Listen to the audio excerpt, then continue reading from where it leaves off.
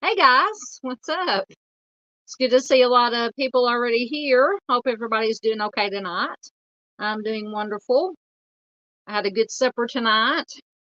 Me and my mom went out to eat some catfish and all the things that go along with that. Some good old fried, unhealthy catfish, but I ate way too much, so I just want to go to bed right now. But we have some. I was going to call this a celebration of surpassing or making 500 subs, which I'm very, very proud of for my small little channel. But with all the things that have been going on lately, all the horrible things, I decided to call it in honor of not only making 500 subs, over 500 subs now. I think when I checked a while ago, it was 511 or 512. But just in honor of all the victims and the victims' families, these poor kids and families that have been in the news lately that we've been talking about. I didn't feel right calling anything right now a celebration of anything, even though I'm very proud, very humbled, and very grateful to have achieved 500 subs. So this is going to be an honor to you guys who have been supporting me from the beginning, supporting me now. Hopefully will continue to support me in the future, in honor of you guys, all the other wonderful creators who have helped me along the way, all the wonderful communities, and in honor of these all these victims everywhere, not just the ones that have been in the news lately, but just victims everywhere, victims' families. We just always keep them in our thoughts and prayers and send them good vibes. So my second self was working just fine a while ago. But of course, as soon as I started the live stream, my evil self, my evil half, decided to stop working. Let me see if I can get her in there. Get me back in there. Okay. We'll see who's here. Ooh, lots of comments. All right, let me get caught up in comments. Hello, Perry. Perry was here. I don't know if he's still here. He was here earlier. Welcome, Perry. Mexie was here. No, dear, you did not miss. You did not miss it. She said she will be back.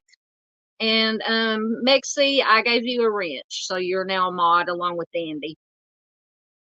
I hope you don't mind. If you don't want it, I'll take it away from you. But I trust you with it. And Mexie says yes. Be sure. Come up. Hold on. Oh, there we go. Please, yes, be sure to hit that thumbs up on your way in. That helps tremendously. There are a lot of ways aside to support the channel aside from donating. I think I put all my donation links at the top of the chat. I think I've also added them to the description box of this video. You can always find them in the about section of the page. So I won't go through all that rigmarole right now. But if you're new here, welcome to Southern Gaucho Prime. We're glad to have you here. I cover missing persons, cold cases, some current true crime in the news. We're going to be talking about a little bit of all of that tonight. And the missing persons and cold cases that I feature on here are the lesser known cases that don't get the media attention, and unfortunately, a lot of them don't get the local attention that they deserve. So I focus on those cases. So if that is to my banners right quick. If that sounds like your cup of tea, please do subscribe. Like, share, comment, all that good stuff. All that helps the channel. That is free. It just takes a little bit of time. You can find me on the Book of Faces, the Facebook. I have a group and a page, and I do put things in the group on the page and the page on Facebook that I do not put here on YouTube, so you get some different content, so do check that out. If you ever need to contact me for any reason, question, comment, you can email me right there. Trying to get the right there. Or you can pop a comment in any of my videos or live streams. I always check my comments. I get notifications when somebody comments on anything. If you have a case that is dear to your heart, it may be that you may know the victim. It may have happened in your hometown, your home state, or anywhere in the world that you think is not getting enough attention, and you want to bring more awareness to it. Email it to me. Victim's name, the state it's in, any information you have, I will research it, and I will do my best to work it up and do a case of the week, feature it in my missing person Monday. That is what I'm here for you guys, and to help bring attention to because a lot of cases that I come or a lot of cases that I've featured have been suggestions from viewers and subscribers that brought attention to cases that I'd never heard of before. So I always appreciate any and all input. So if you do want to help support the channel and the search for the missing, I have a Buy Me a Coffee account, a PayPal Me account. I now have a Venmo account. I set that up a couple of days ago. And I do have Southern Gal True Crime merch. And like I said, you can find all those links at the top of the chat box, in the description box of this video, and in the About section of the page. Come on. Everything's working so there we go. And I'm just going to put trigger warning some things. I don't think anything we're going to be talking about is when I never get graphic at all here, but things that we do discuss are disturbing, so just fair warning. All right, with all that out of the way, I'll get back and try to get caught up in comments right quick before I get too far behind again. Where was I at? Hello, Junior Johnson. Junior's here. Good to have you here. I hope you're doing well. I don't know if you're in Kentucky or Michigan right now, but I hope your family member and all your family is doing well. Miss Christina Stripe is in the house. Hello, Christina. I saw Carolyn in Mr. Steve's chat earlier. I told her to tell you hi for me. Always good to have Christina here. If you don't know Christina and Carolyn, Carolyn is channel is Unearthed Secrets. Carolyn is some kind of fancy scientist, geophysicist. Christina can tell me if I'm wrong. She goes out with Mr. Steve from True Crime Web, Chris from the Mob Crew, a whole other team behind the scenes. They do good work helping families free of charge, look for their loved ones, work on cold cases, try to bring families closure. They do wonderful work. Please go support all their channels. If one of my mods can't pop their links in the chat, you can always go to the home page of my channel, scroll down to where it says, my second self just disappeared again. Scroll down to where it says visit our friends below, and you'll find all their links there. I encourage you, please go check out all of them.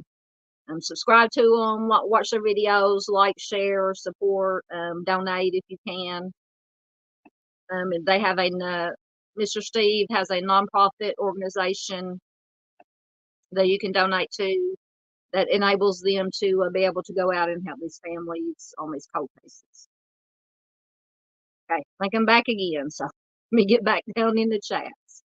Woo, there's lots of people here. I'm so glad to see everybody here. Thank you so much. Like I said, was going to call it a celebration, but like I said, with given everything, horrible things that have been going on, it's going to be in honor of not only my channel reaching 500 subs, in honor of you guys who have, because I cannot do this without you guys, and in honor of any and all victims that are out there and the families.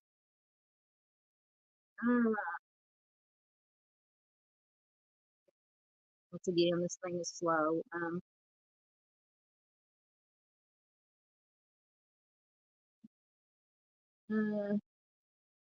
Di's here. Hello, Di. Glad to see you here. Junior is here. I might have already said that. I've already said that. See, I'm already repeating myself, and we're only barely 10 minutes in. Dandy is here. Hello, Dandy Linus. Good to see you here. As always, it's good to have everybody here. Mind of Monsters. Hello. Good to have you here. Another great channel. Please go check out Mind of Monsters. She is also in my friends link on the homepage of my channel. Please go check out Mind of Monsters.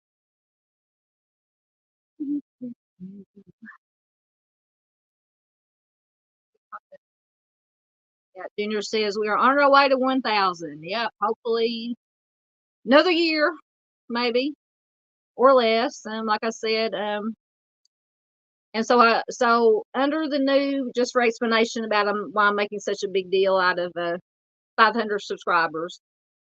For one, for a small channel like me, it humbles me. I'm grateful because, like I said, I don't cover the big nationwide cases that gets all the views and the likes and the shares.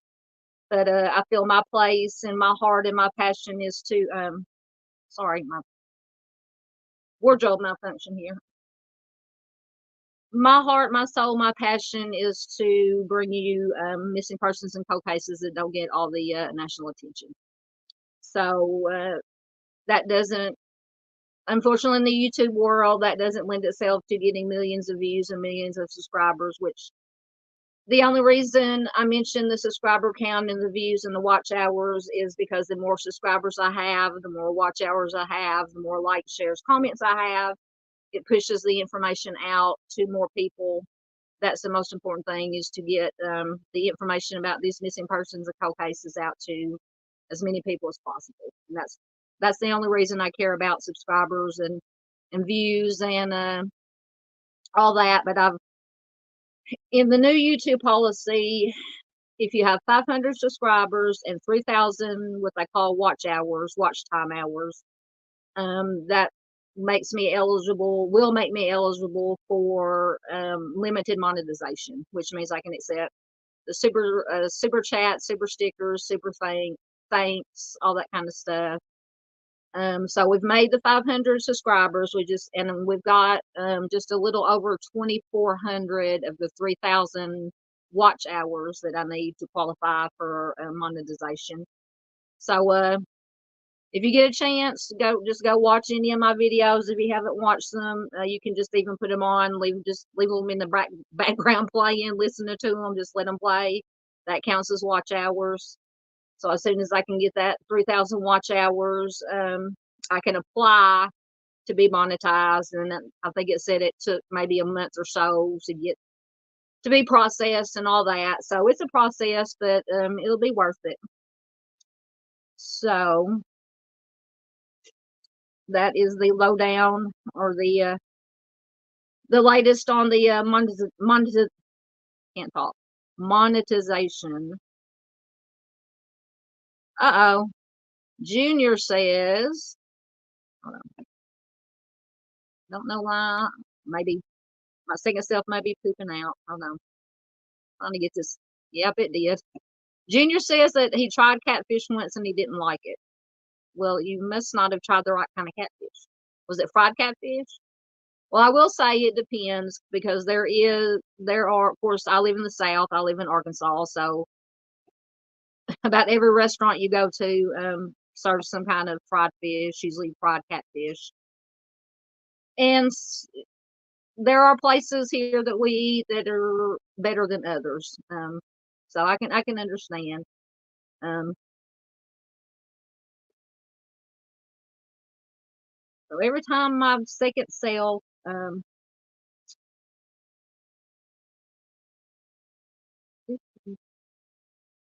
go back down in comments and uh, yeah, there's the one Junior says I tried catfish one time, I didn't like it. That's fine. It's not for everybody. It's one of my favorite things, but and we actually the place we went to tonight wasn't an actual restaurant. There's a local farmer down the road that farms, and he farms and raises catfish. And for a couple of months during this time of year, he opens up his shop where he usually stores his farm equipment, tractors and such. Opens it up, sets up tables, fries the catfish right there with all the fixings to go with it, the fries and the coleslaw and the hush puppies and everything, and give them your money and you fill up your plate buffet style and you can eat until your heart's content. Very good. Except, like I said, I ate too much earlier and now I'm a little regret.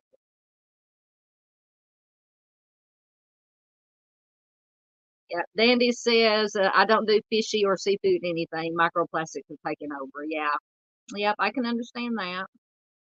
Yep, Dandy's putting in my links for me. She's got my PayPal me in there. Thank you, everybody's here. I'm just blown away by how many people are here. New face or some new names. Resident troublemakers here. Hey, Dave. It's our friend Dave, Alan LaProw. Once again, another great channel. Go check out Dave's channel. Dandy or Mexi or whoever else has a wrench. Oh, Dave can do it himself. Dave has a wrench, but I know he won't do it himself. Dave has a great channel. He does very, very late night lives. So you have to be a night owl to catch his lives. But if you can't watch the live, please do check out the replays. He gives very good information on all the current true crime, things going on in the news, things that I wouldn't know about, a lot of things, if not for going and watching, participating in Dave's chats and listening to everything he is prowled around and found as far as true crime goes. Slowly trying to get caught up. Oh, I was right about something. Let's see. Geophysicist is right. You nailed it. Yay, I got something right. That's what I was thinking. I know it's some kind of scientist, and I was thinking geophysicist or geo something, but I was right about something. Thank you. So tell Carolyn I said hi. I don't know if you're two are together right now, but I love I love the two I call them my two sisters that I wish I'd had. I have two brothers. Don't get me wrong, I love my brothers. I have two younger brothers, but I never had any sisters aside from friends that I've been close to that I called sisters. But I think if I had sisters, I would want Carolyn and Christina to be my sisters. I think we're soul sisters, soulmates, or spirit animals, whatever you want to call it. Oh, let's see. Oh, we got a new name. Jessica Nance says, first timer. Welcome, Jessica. We are happy to have you here. Welcome. We always like first timers. Glad to have you here. Welcome, welcome, welcome. Dave says, congrats. You congratsing on the 500 plus subs. Thank you, Dave. We'll get there. We'll get there to the 3,000 watch hours and the 1,000 subs.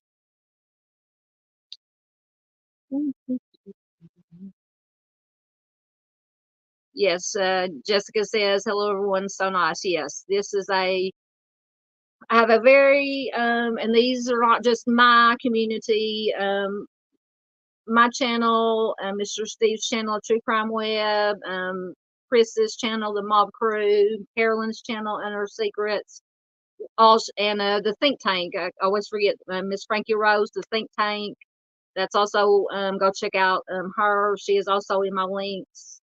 Um, we share. We have mutual communities, so all very nice people, good people. The kind of people that we want here. The good ones, as we say, because on my channel and on just every channel that I've mentioned and that I will mention, we're no drama, no BS. We stick to the facts. We don't, no hype, no BS, no baiting, no going down rabbit holes and all that, nothing inflammatory. So we have a very, very good community here. And I love each and every one of you guys. Seriously. All right. I think I'm about to get caught up. Maybe. Oh, that's nice. Di says it's okay to celebrate in the midst of the darkness. Give us hope that good can win. Yeah. And it can be a celebration. It can also be a celebration of life. Because that's what a lot of people, instead of calling funerals now, a lot of people say a celebration of life, which I've always loved that concept. Of course, if you lose somebody, you're very sad and you grieve, but you want to celebrate them. You want to celebrate their life. That's what whenever I go, whenever the good Lord says it's my time to go, I want my family that's left, to celebrate. They can have a big party. I don't care. They can dig a hole in the backyard, throw me in it, cover it up, put a wooden cross there, and have a party. You know, that's all I want. That's all I care about. As long as my family is fine, that's all I care about. Thank you, Junior. Junior says it's going to subscribe at Mind of Monsters. Yes. All the channels I mention are, I would not steer you guys wrong. I would not mention any channel on my channel that I have not watched and know what they're all about. Know that they are the good people, the ones who do it for the right reasons. So, yes.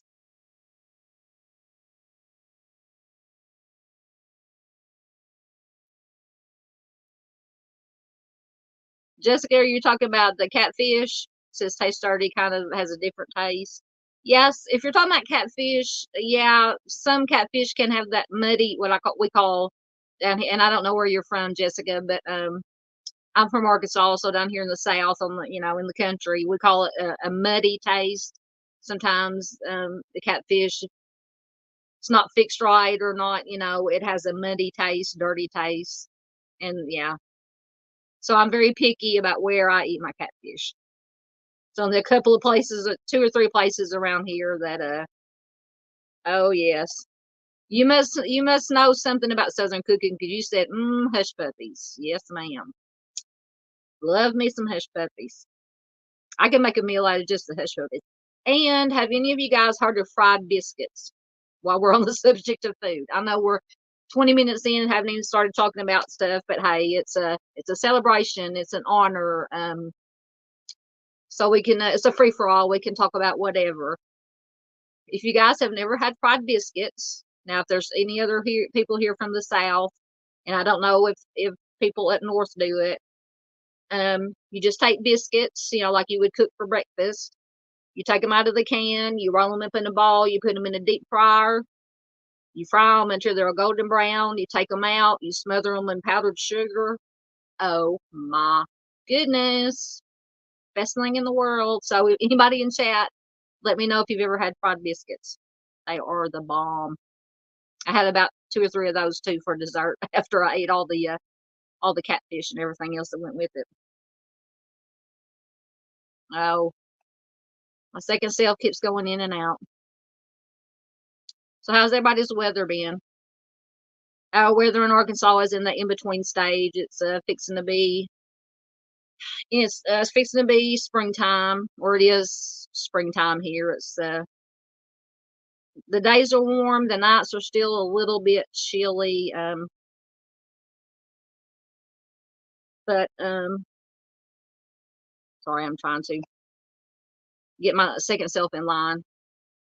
But we're fixing to come into, we've already had a little bit, not here, thankfully, yet, a little bit of severe weather, but we're coming into our severe weather season. So always got to be watch out for that.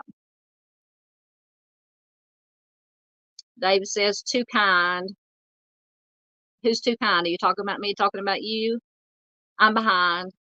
I'm not too kind when I'm talking about any of you, especially you guys that have great channels. Dave is another one of what I call my OGs, along with the Michigan wifey. I don't know if she's here.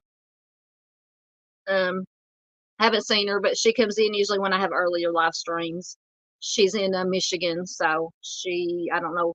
I don't know what time zone Michigan is in. Junior, do you know? I don't know. You know, you're from Michigan.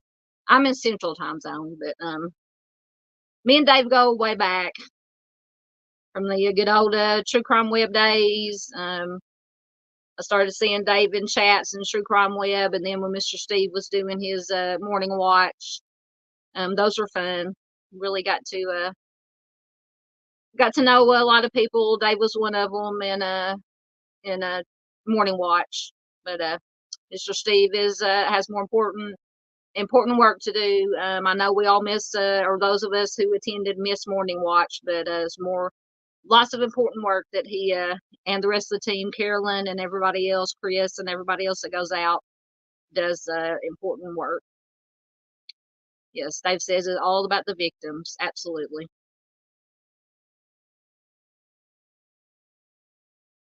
Junior says hardly any trolls. I don't really, and as soon as I say this, something will happen. I haven't really had trouble with trolls, but if you guys have missed something that I've missed, yeah, Junior has a wrench too. Junior can whack a troll. I like whack a troll. Junior can whack a troll. Dandy can whack a troll. Dave can whack a troll. Mexican whack a troll. If you see anybody pops in that you think is going to cause trouble or is causing trouble, y'all know what to do. I trust y'all. So Di says never had that, but sounds delicious. You're talking about the fried biscuits. I'm telling you, honey, you need to. Woo, they are good. They're better than donuts, and I like donuts. And I'm hot right now. Hot in here. It's stuffy. I should have cracked my window open before I started this.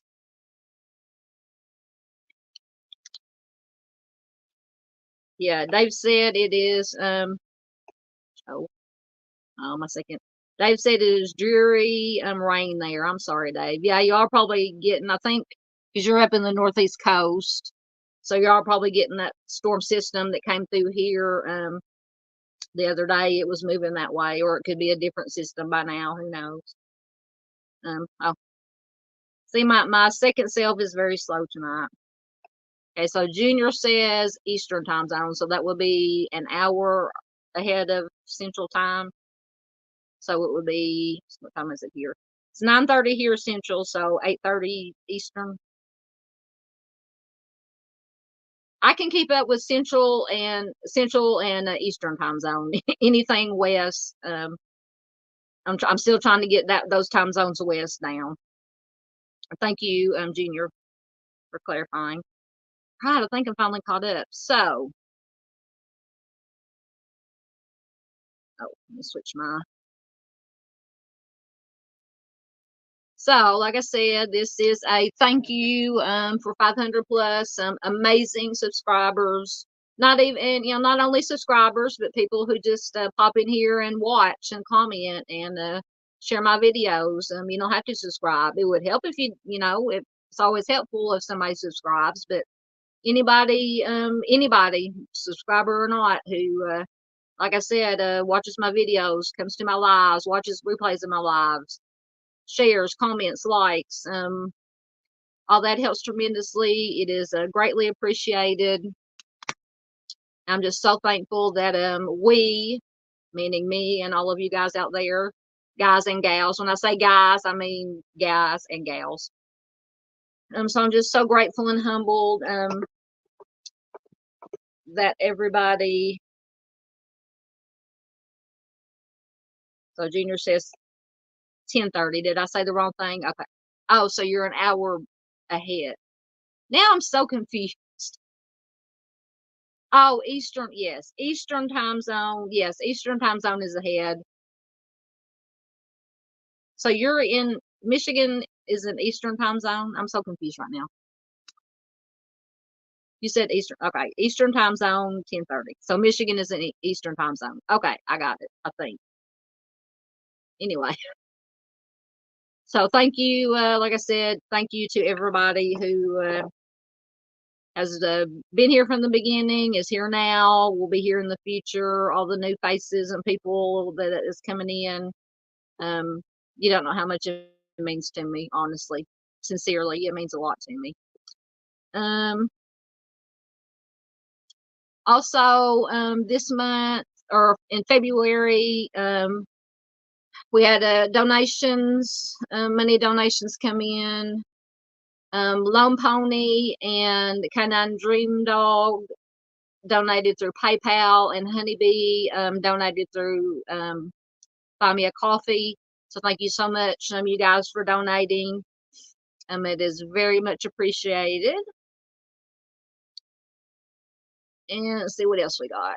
Okay, so we're gonna start off with and if any of you guys got any questions, comments, chat, just put them in the chat.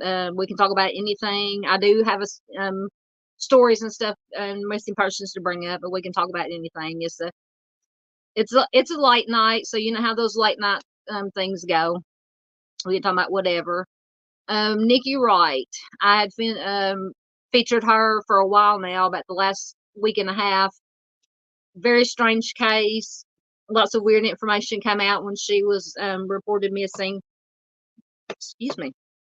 The Coke is not agreeing with me. But Nikki has been found safe, so thank goodness for that.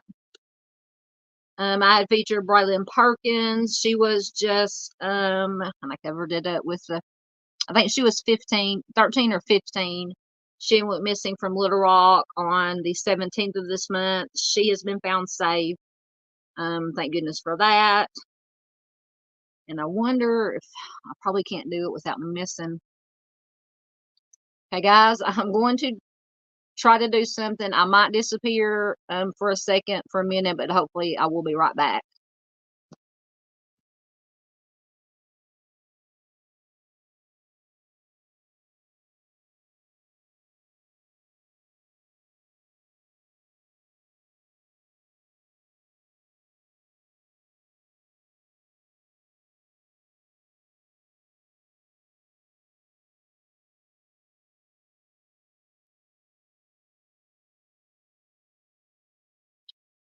Okay, am I still here?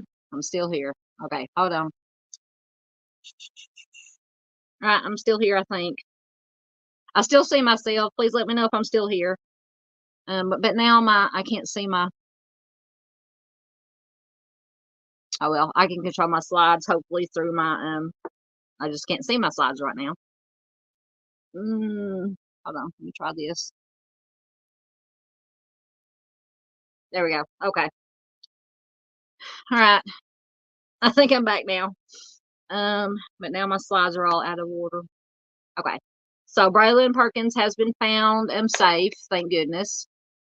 That was good news. Kelly Susan Evans. This is a very old missing persons case, or a missing person from 2017. Kelly went missing from Conway on November 14th, 2017. She was 54 years old, 5'6", 185 pounds. White female, brown hair, green eyes. She had after she disappeared or went missing, there were sightings of her, possible sightings of her. Okay, y'all saying I'm still there. Good. Okay. Thank you, Dave and Di says I'm still here. Good.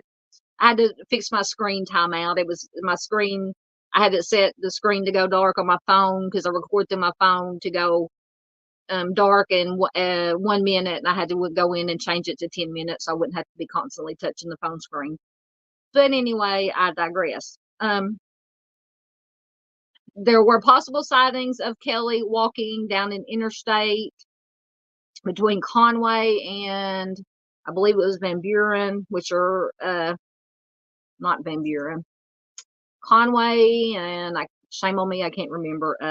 Anyway, she was possibly seen walking down the interstate, going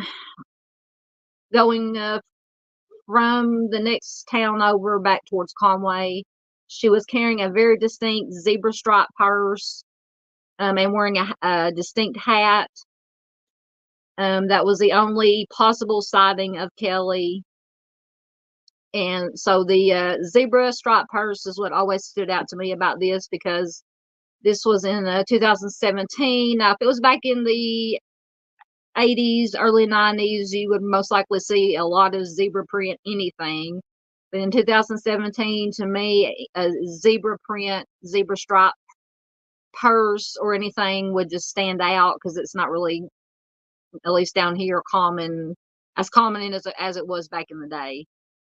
But I do have an article. She's still missing. So if you are in the Arkansas area, if you have any information about Kelly, you can contact the Faulkner County Sheriff's Office at 501-450-4914.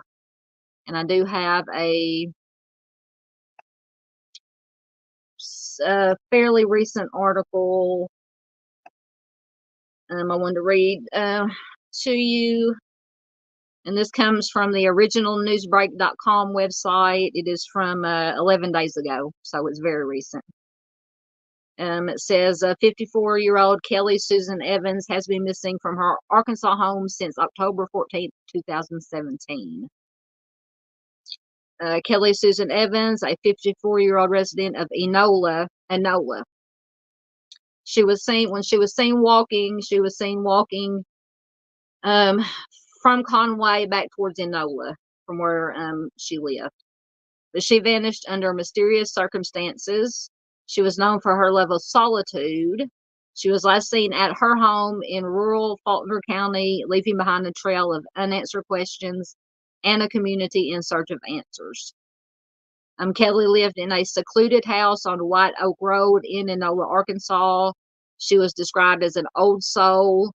She preferred the quietness of her rural or country. I'm going to say country because I have trouble saying rural. Rural means country to me.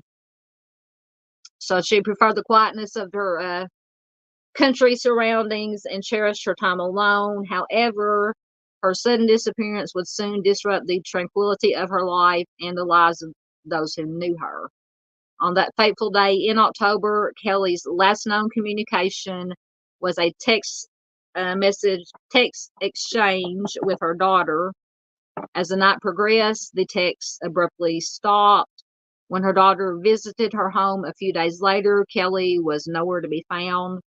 All her personal belongings, except for her wallet and a distinctive black and white zebra stripe purse, were left untouched. The disappearance of Kelly prompted an extensive search. Grid searches around her home yielded no clues, and a reported sighting of a woman matching Kelly's description walking along Highway 225 east toward Greenbrier, which Enola, Greenbrier, all in that same area, only added to the mystery.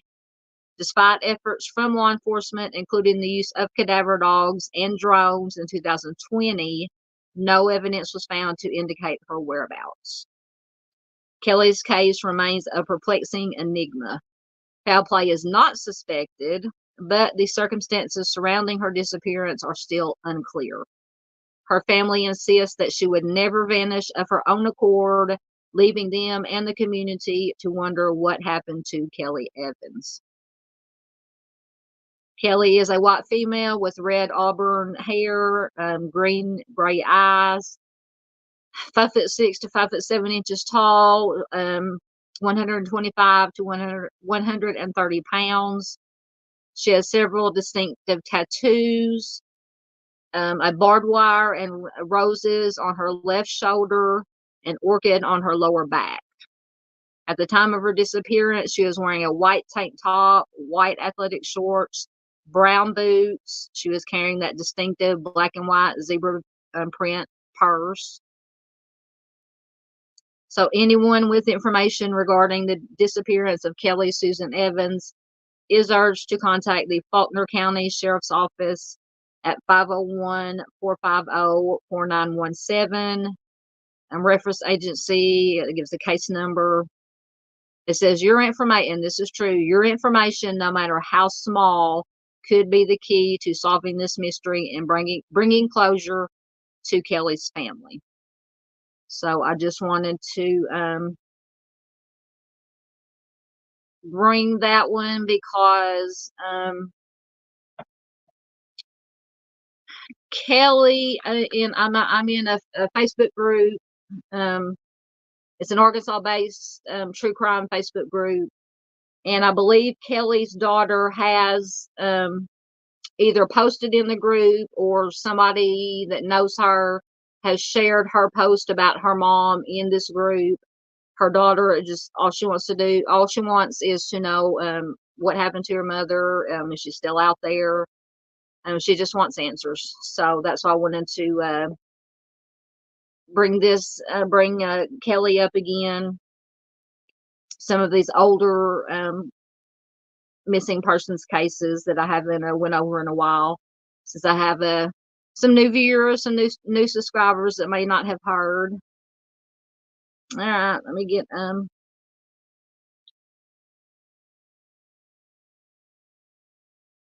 caught up in chat. Hey, Honeybee. Honeybee said, just stopping in to say congrats. Go forth and do good. Talk later. Thank you, Honeybee. I don't know if you were here when I thank you for your donation that you made in February to buy me a coffee. It's very much appreciated. Thank you, Honeybee. Glad you dropped by. Glad to everybody who's here. Everybody who's in chat. Everybody who's lurking. All right. I think I'm caught up. Let's see what we got next. This is another one. Linda Brewer is another older one. She was last seen, and I'm going to have to read this off my phone. Last seen in Mountain View, Arkansas. So Linda was last seen at a residence on Sarah Lane in Mountain View, Arkansas on February 28th, 2016. She has never been heard from again. She left her keys, purse, phone, and car behind at home and never picked up her last paycheck from she worked at the Stone County Health Department. She worked as a home health aide. She was not reported missing until April 14th, 6 weeks later. Gregory Charles Brewer, which is her husband, was arrested in mid-April of 2016 for 3 counts of making terroristic threats and 2 counts of possession of CSAM. His brother's wife told police that he had threatened to take the life of her husband and family. So he's threatening his brother's family. So the police were called, and a search of the home turned up more CSAM. And the couple's teenage daughter was placed in foster care. So Gregory Charles Brewer was arrested. I already read that. So police stated the charges against Gregory are not related to Linda's disappearance, and her disappearance remains unsolved. But I think he is most definitely a person of interest in his wife's disappearance. I think it's one of those cases that they pretty much know, but it's not what you know, it's what you can prove, and they're just still trying to get enough evidence. If he is allegedly, if he did do something to her, hopefully authorities, law enforcement will be able to gather enough evidence to eventually charge him if he is the one responsible. So if you have any information about Linda or her case, you can call the Mountain View Police Department at 870-269-4211. Thank you. Mind of Monsters, or Mom, says, I love that you bring awareness to the older cases. It is so important. Yes, that is the heart and soul of my channel is these older cases, older cases and newer cases too, that although I do focus a lot on older cold cases, that don't get, the ones that don't get the national attention. A lot of them don't even get local attention from the cities or states that they occur in. It's just, I don't know, I can't tell you how many cases I've come across, even just here in Arkansas. And I've lived here in Arkansas all my life and been reading and interested in true crime and missing persons and cold cases for a long time. And I'm always coming across cases that I've never heard of from here. And I'm like, why have I never heard of these cases? So it's just so sad that these cases just, fall to the wayside, go, fall through the cracks, whatever the case may be. It just breaks my heart. All right, let's see what we got next. This is another one, Clayton Reed. I featured him. It's been this 2 or 3 months ago, maybe. He went missing on January 18th of this year from Magnet Cove, Arkansas. Lots of information about this. I have a current article I'm going to read to you. But he is 32 years old, white male, 6'2", 180 pounds, strawberry blonde hair, blue eyes. He was last seen in the Magnet Cove and Malvern area. He has multiple tattoos, including a Viking, I think it's like a Viking rune on the side of his head, among other tattoos. I do have an article. It said he is a military veteran. One article I read early when I first featured him, his wife said that at the time he disappeared, he was on some kind of, he had been fasting. He was on some kind of what she called a spiritual journey. And that he could have possibly, due to this fasting and this spiritual journey he was on, possibly could have had some kind of psychotic break, possibly had some PTSD from his military career. And he had just wandered off, I think with no shoes, no jacket, wandered off. I think they were camping, and he just wandered off and has not been seen since. Like I said, I do have a recent article, I think. Let me find it. I try to keep, oh, that's not what I want to do. Bookmarks is what I want.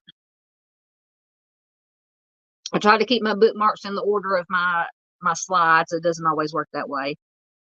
But, so this article is from February, a few days ago, February 29th, 2024, from KARK.com,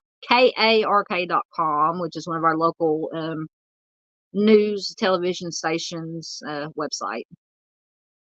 If it'll come up. Of course, it's taking its time.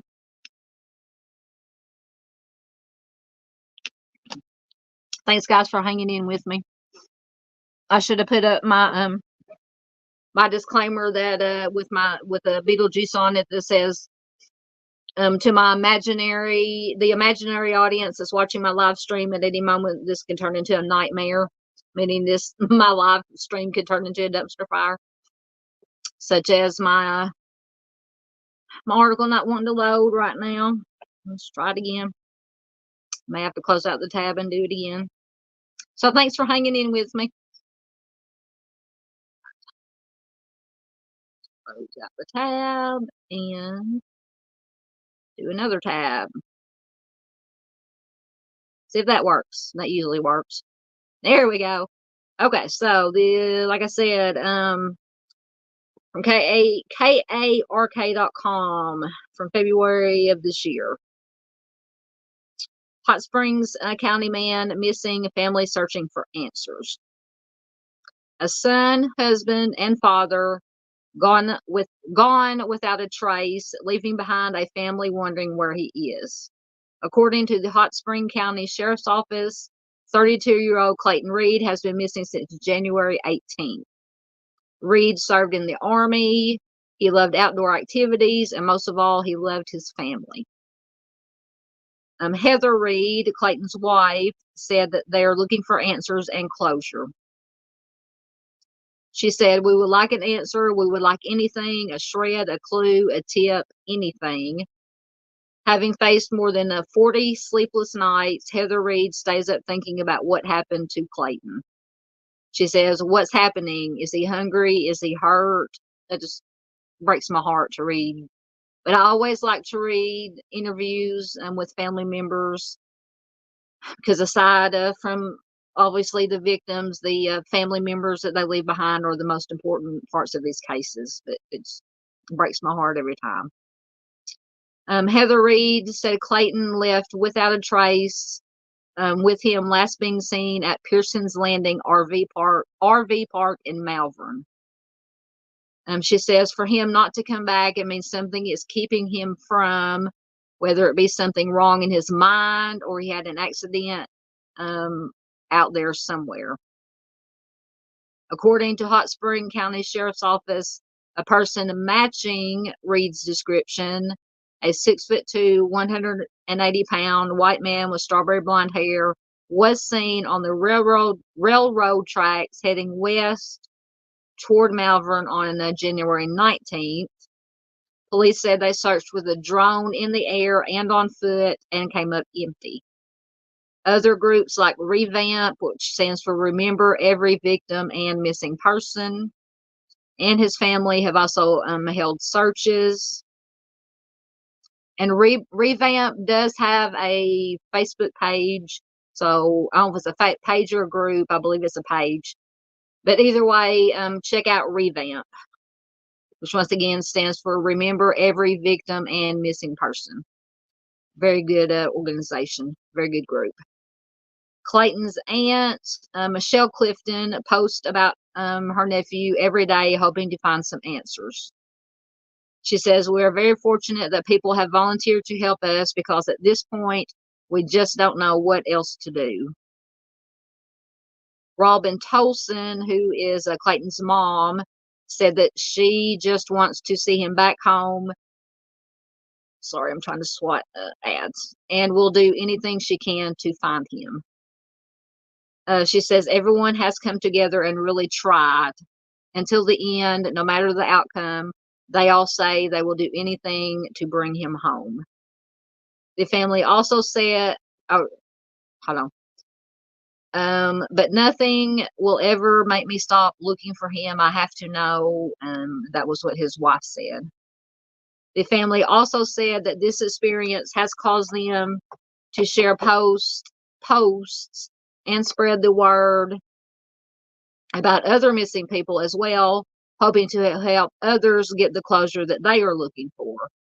Anyone with information is asked to contact the Hot Springs County Sheriff's Office, which is the number is there on the slide.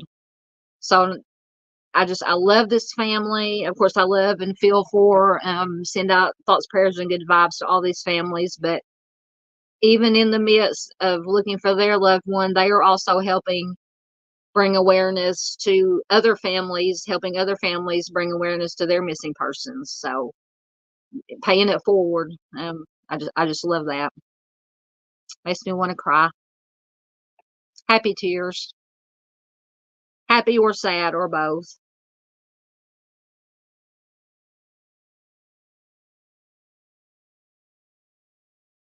You're caught up on comments. Go back and make sure that my computer is not frozen and I haven't missed anything.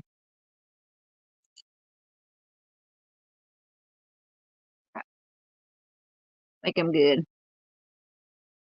I don't want to do that.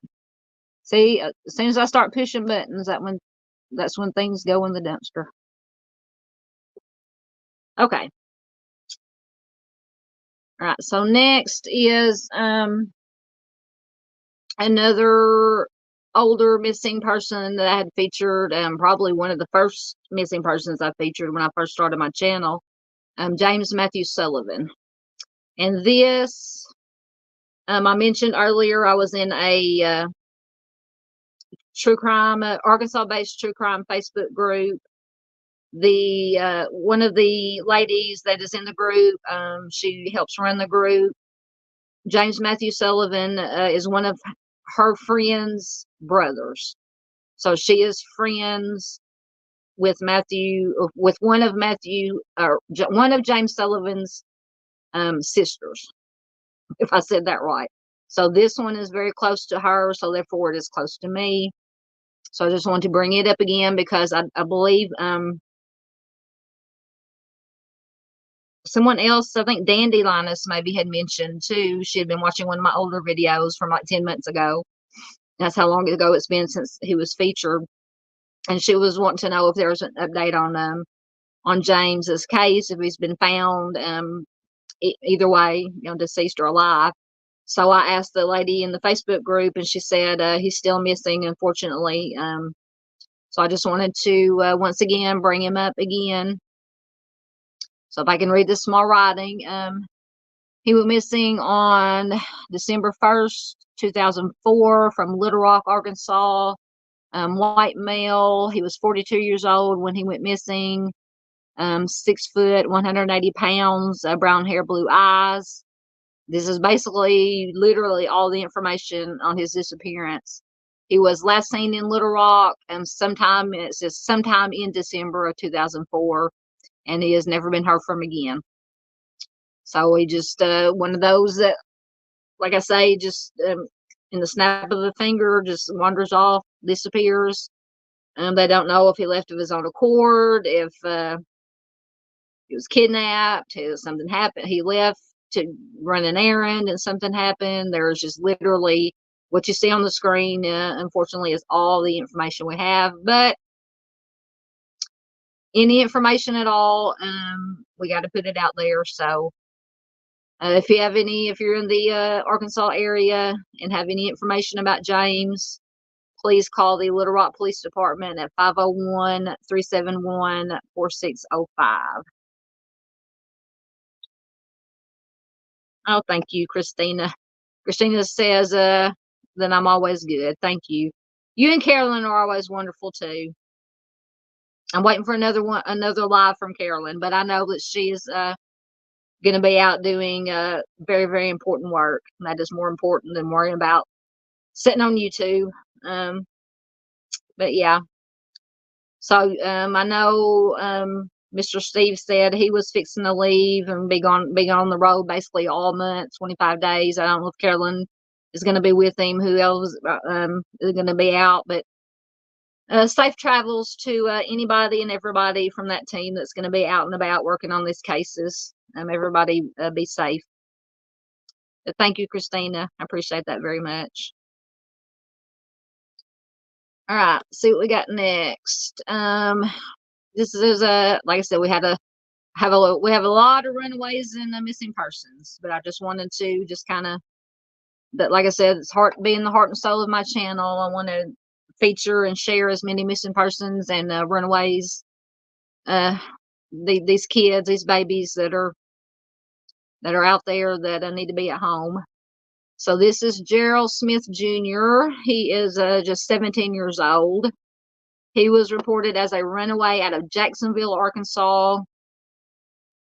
He is a 5'10", it says, with a skinny build, and is likely headed toward Huntsville, Arkansas. So if is 5'10". I'm trying to see if there's any additional information on the poster. Okay. So if you see Gerald or know where he may be located, once again, if you're in the Arkansas area, please contact Detective Dowdy at Jacksonville Police Department at 501-982-3191 or in person at 1400 Marshall Road, and it gives a report number. We gotta get our kids off the streets or wherever. Hopefully he's alive and well somewhere. And I did go and check for updates on everything that I'm sharing tonight this morning. Make sure that nobody's been, come back home, just to see hopefully if somebody had been found or come back home. And I did find there is one good outcome that I found that we'll get to about a missing, actually an Amber Alert for a little girl that we will get some good news. All right, you guys still hanging with me? All right. So this is, and I don't know why I didn't save it. A mini Hughes. This is the good news. I think this is the one. Yes, a mini Hughes has been found safe. Now I thought I went in and corrected it and put found safe across there, but I do have the article. She has been found safe. This was a scary one, in my opinion. This could possibly have been, and I will read the article to you and let you guys decide. Possibly have been an attempted either predator abduction or possible abduction for trafficking. I'll just put it that I have to be careful how I word things. Once again, I may have to close out the tab and get the article to come up, but I want to give you this information because little Minnie has been found safe, but the details are very, very scary. Come on.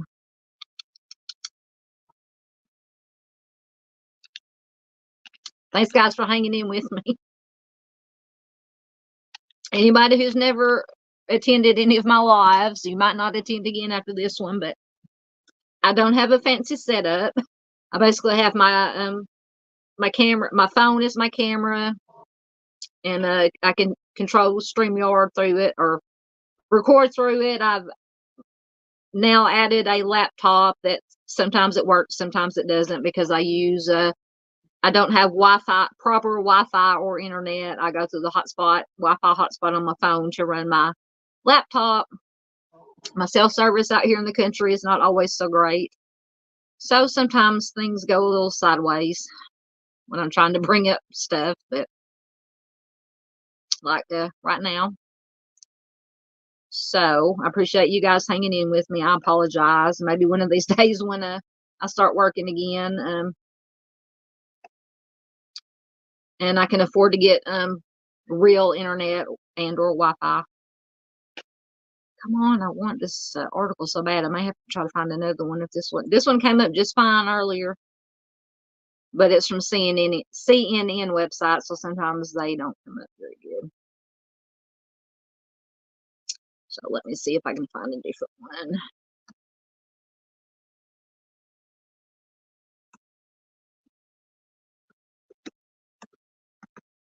Sorry if you hear my tapping. Oh, now it comes up. Okay, now I want you to go back. Now I just screwed everything up.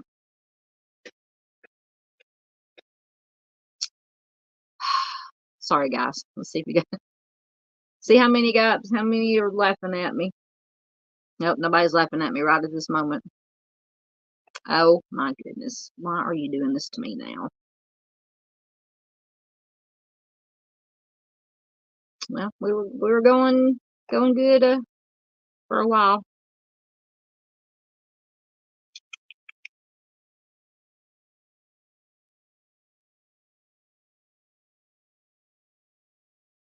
Oh, now I know why I don't use CNN website, because it takes it forever to come up.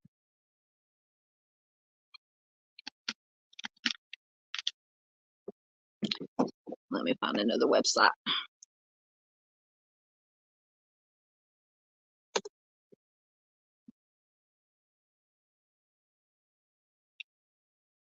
Right, let me try this one, see if it'll come up.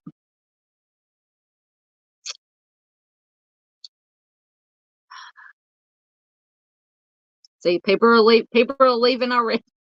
Scared everybody off.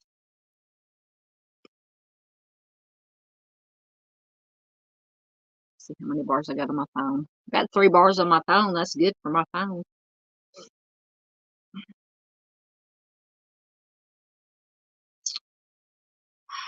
Anyways, Minnie has been found safe. She was found 73. She went missing from Houston. She was found in Texas, but it was like 73 miles from Houston. It does not give a whole lot of detail about how they found her, who they found her with, what she was doing when they found her, but just leading up to what they found out when she disappeared is just horrifying to me. Like I said, I have my suspicions about what possibly was happening, but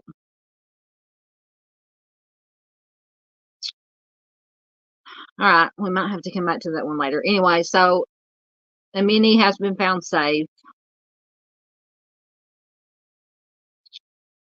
I know, just as soon as I go on to something else, let's see what's next. If I have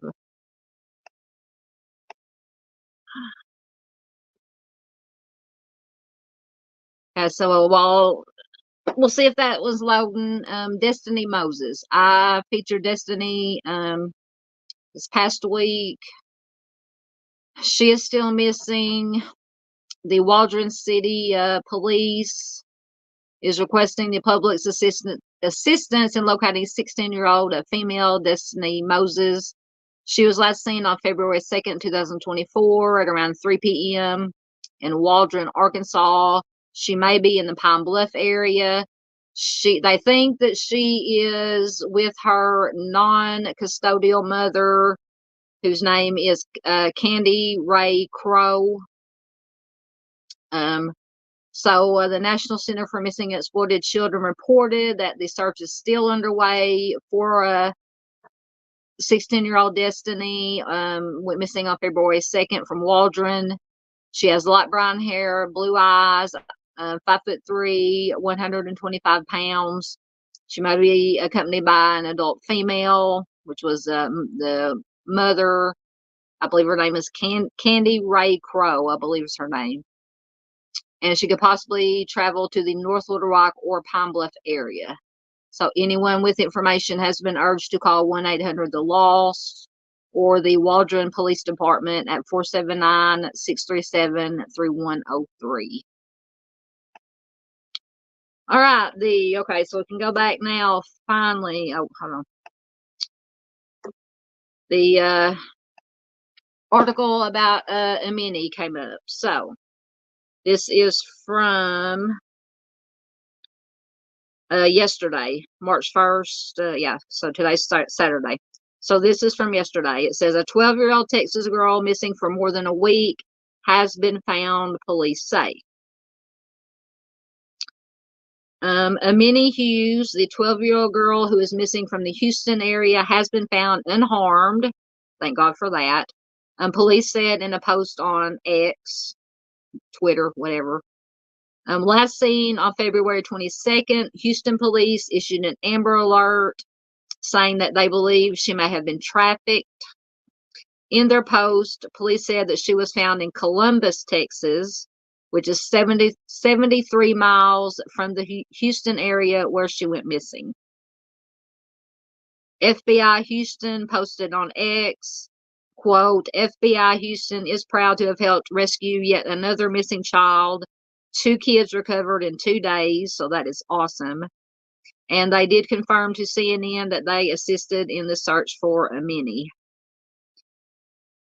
Police did not release any other information and said the investigation is ongoing. When Amini first went missing on February 22nd, it was believed that she had left on her own. A Houston police spokesperson told CNN on Wednesday. But police obtained new information, which made them believe that she might have been trafficked, a police spokesperson said. Police have not said what led them to suspect that she had been trafficked. Amini was last seen getting into a dark-colored 4-door Dodge pickup around 1:40 a.m. local time, according to the Amber Alert. She went missing in Missouri City, which is within the Houston metro area. Houston police, in a post on X Thursday, said that Amini may have been on a social media app known as Tagged, Tagged. This must be a new one that has popped up. Very scary. It says that this social media network, quote, focuses on connecting people for friendship or dating through features like Browse, Meet Me, and Live, according to the platform's website.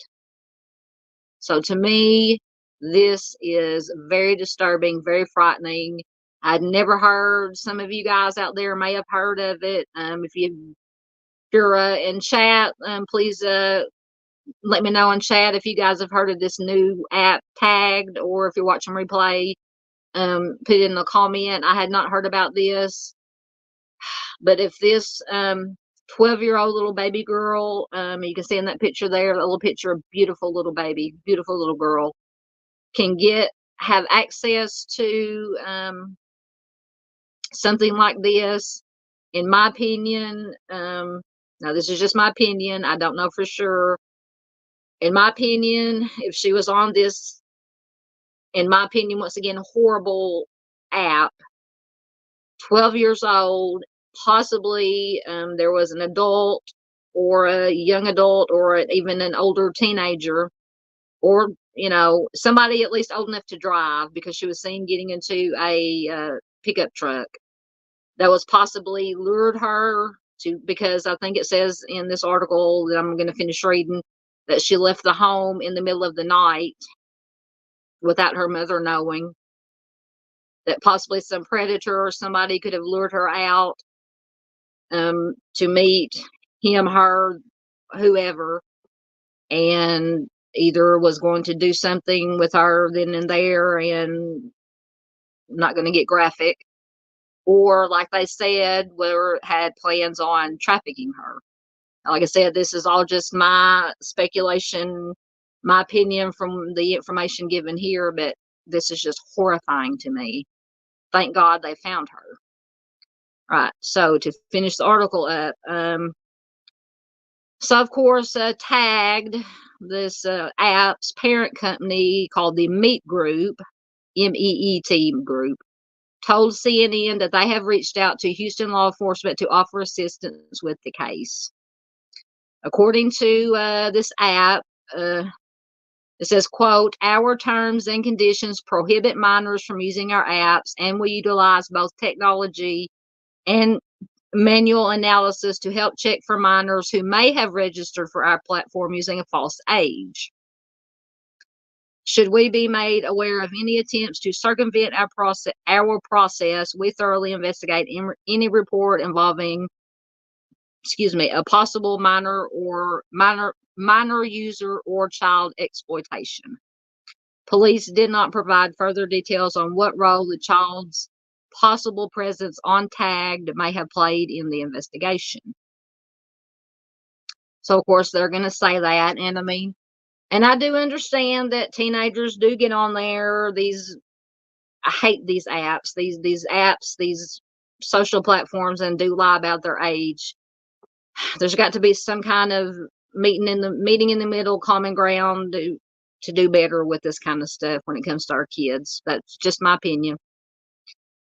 So the mother says that she woke up to find Amini gone. Shannon Williams told CNN affiliate she last saw her daughter before bed on Thursday, before she went missing. But she was gone by the time she woke up the next morning, which was on Friday.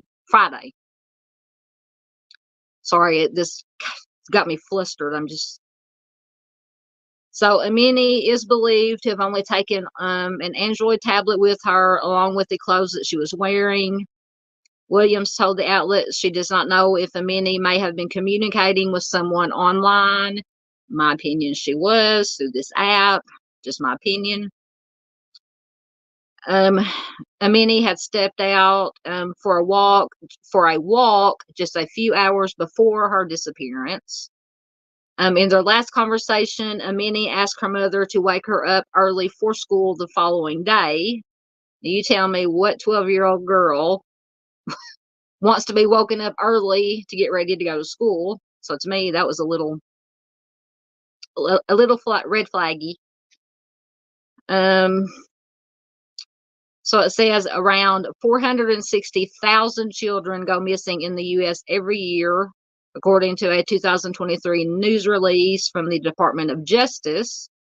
About 1 in 6 of the more than 28,000 cases of children reported missing to NCMEC, the National Center for Missing and Exploited Children, in 2023 were likely victims of child trafficking, according to NCMEC. Last year, the center received more than 18,000 reports of possible child trafficking. Holly Sotelo, a social work professor at the University of Southern California, told CNN that it is important that parents maintain open communication with their children about establishing healthy relationships and boundaries with others, especially with those that they meet online. Absolutely.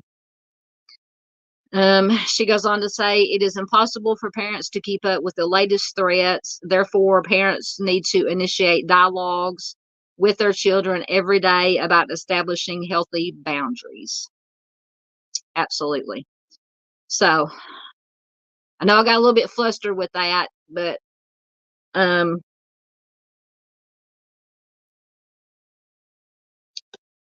so glad that she was found. Obviously, thank God this baby was found.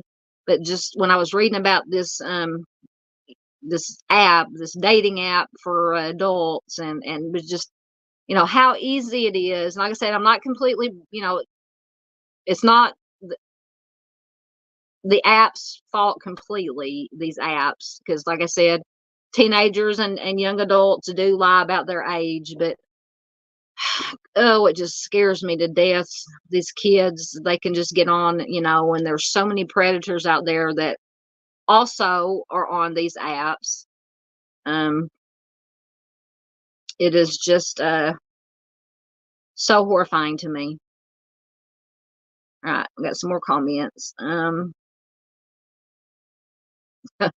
Yes, I think that's what it is. Christina says news websites always need to load their 10 million ads. Exactly. I think that's what's taking it so long, because once that I just got through reading, once it got loaded, I was swatting ads during the thing, so I was having to read and try to swat ads and keep my anger, my Hulk anger under control. But yeah. No, Mind the Monsters. Mom says she's still here. I'm glad you're still here. Hey, there's some more. There's 8 people here. I'm back up. Oh, so Mind the Monster says the guy she was found with was arrested. Hallelujah. Like I said, I just found this actually just right before me and my mom were getting ready to go eat our catfish, our supper. So I just quickly put this article in. So I'm glad that they arrested.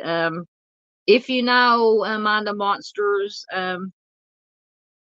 is it somebody she knew, or any information you have, you just pop it in chat and I'll read it, because I haven't had the chance. Like I said, when we got back home from eating supper, it was time for Mr. Steve's live he was doing, so I listened to most of his live until I had to start getting ready for mine. So I hadn't had time to look up any updates on this case, except for the one I found before we left that said that she had been found. So thank goodness they've arrested somebody. Hello, Michelle C. It is good to have you here, my dear. Haven't seen you in a while. Thank you very much. Michelle C says, congratulations on the 500 subs. Thank you so much.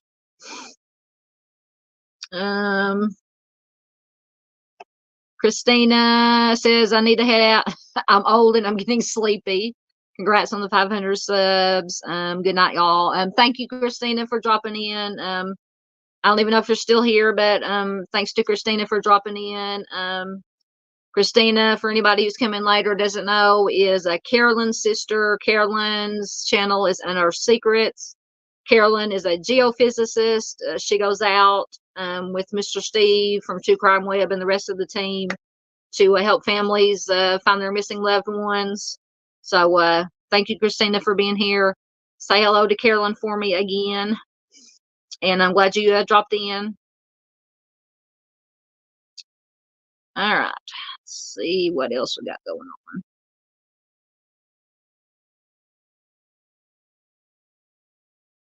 Yes, Dandy said it is miffed up that children are drawn in by apps. Never heard of it. Yeah, see, when I read that article and tagged, and I don't use any social platforms except for I have Facebook just to for my true crime groups, my true crime group and my true crime page that I run, the true crime group that I'm in, and to uh, keep up with the friends and family on Facebook. Other than that, I have YouTube that if I'm not doing true crime stuff, I'm watching puppy and kitty videos or 80s hairband videos on YouTube. That's the only social media I do not have. Never had TikTok. I've never even heard of this tag. I've never had any dating apps. At one point when I was making my jewelry and selling jewelry, I had an Instagram account to sell my jewelry through, and I had an eBay account, and at one point I had a Etsy store. I don't even have any of that anymore because like Christina said earlier, in her old age and my older age, my eyes and my arthritis in my hands have gotten so bad that I can't hardly make my jewelry anymore. But I stay away from from social media.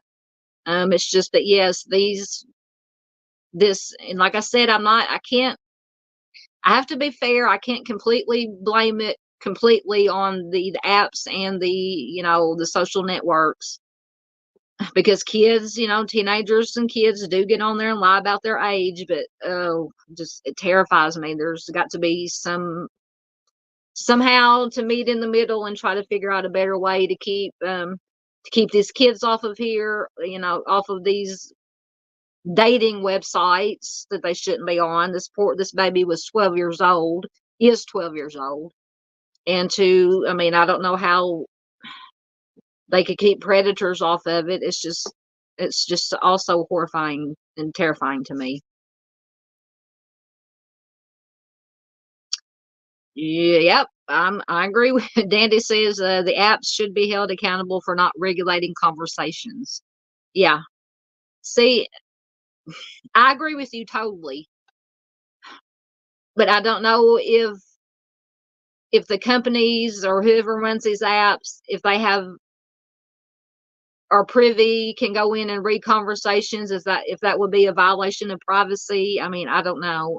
I agree with you totally that there should be some kind of regulation, but like I said, you get into all the right to privacy and blah blah blah.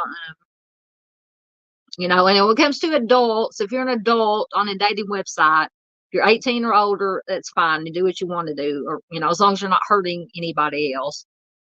But when it comes to these kids that get on here, these minors, these babies, and they're subject to these, because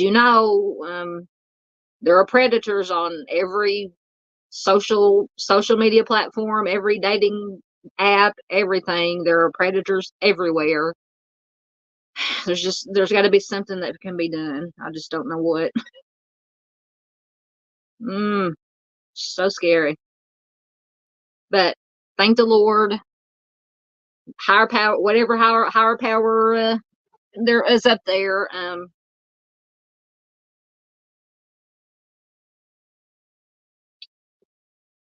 Yes, Danny said, with most apps running AI, it's unacceptable. Yeah. Yeah, I don't know what can be done. I know there's, I understand right to privacy and all the bells and whistles and hoops that you got to, have to jump through to get, but it just makes my head, makes me tired, just makes my brain hurt, just worrying about it, there's got to be something. Got to be something. And I promise we're going to get through all this. How long have we been on? An hour and a half. This may turn into a 3-hour, 2.5-hour. We're going to get to some good stuff here in a little bit. I promise. And I do have a 2 or 3 short video clips I'm going to show that to go along with some of these stories we're going to look at here in a minute. To give my voice a rest for a minute.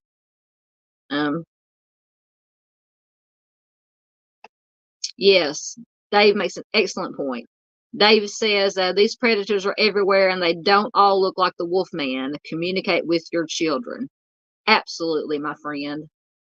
That's why I love you, Dave. One of the many reasons that I love Dave. Yes, yeah, you can't judge a book by its cover. When I worked 15 years at a retail. I saw all kinds. And I found, because I try not to judge people. And before I started working with the public, because before I worked in retail, I worked 10 years in food service, which is also dealing with the public. And then I went straight from that to 15 years working retail. And so I've learned not to judge. You can't judge a book by its cover.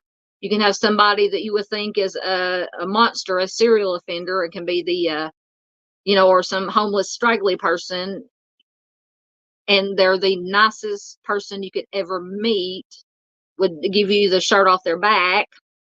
And then you see somebody that's, nice, clean cut, clean, and they are horrible, turn out to be a horrible person. So you can't, Dave's exactly right. You can't just look at somebody and say, yep, that person's good or that person's bad. You never know.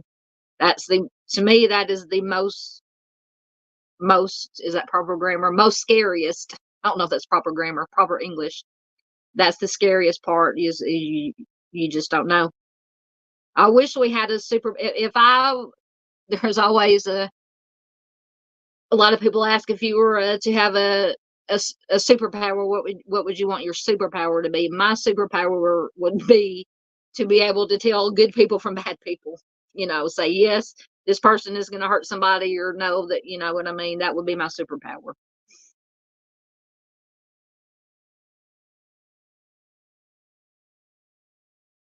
So Dandy says, asking about a mini, if that's the one that they were, oh, okay, I got you. I missed. Okay. Sorry, I was getting into all your Dandies and Mind of Monsters conversation. Yes, Dave, they are animals. Mm-hmm. Yep, exactly. Dave said it is naive to think that quote, somebody can't do that. Yes, anybody, no matter, like I said, no matter what they look like, we are all born. We're all born pure. Well, not to get into religion, but depending on, if you have religious beliefs or not. But I was always raised that we're all born pure, and that we reach an age where we know right from wrong. Everybody has the capacity of good and evil inside of us, and you choose whether you're going to be evil, or you choose if you're going to be good. That's the basic, simplified version of it. At least that's what I believe. Anybody at any time can snap. You just make that choice of whether you're going to be evil or you're going to be good. Now, there's the debate that, we got nature versus nurture, and then we got the mental, people born with mental issues. I understand all that too. I take that into consideration also, but yeah, but Dave says, it's not, yeah, you can't just look at someone and say, oh no, they can't do something like that. Anybody has the capacity to do anything at any time, whether it be good or bad. It's just whether they choose to do good or choose to do bad. That's my opinion. All right, I think I'm caught up again in chat, so we shall see what we've got going on next. We went over Destiny Moses while we were waiting a while ago. Okay, let me take okay, so I can read. Sorry, I had to take it off so I could read the very small writing. Another missing person. This is a recent one. This is trying to read it. Joey Holloway. Spelled Jowey. I'm pronouncing it Joey. I don't know if that's how you pronounce it. He went missing from Sherwood. He is 63 years old. He was last seen near Kill, and this won't make any sense unless you live in Arkansas, Central Arkansas. He was last seen in the area near East Kill Avenue and Indian Head Drive in Sherwood, which is in the north of Little Rock metro area, central Arkansas. He was last seen on February 14th. Reports state that he typically frequents that area, but sometimes will also go to Little Rock or Blytheville. He is a 5'8", about 155 pounds, with short black hair and brown eyes. So anyone who may have information regarding his whereabouts is urged to contact Detective Edwards with Sherwood PD at 501 834-8799, or if it is after hours, you can call the Communications Center at 501-835-1425. So that is Mr. Holloway. And did I say how old he was? 63 years old. Sorry, guys. I had to get a drink. It's just, of course, it bothers me when anybody goes missing, but it grinds me even harder when it's a child or an elderly person, older person. It just tugs at my heart.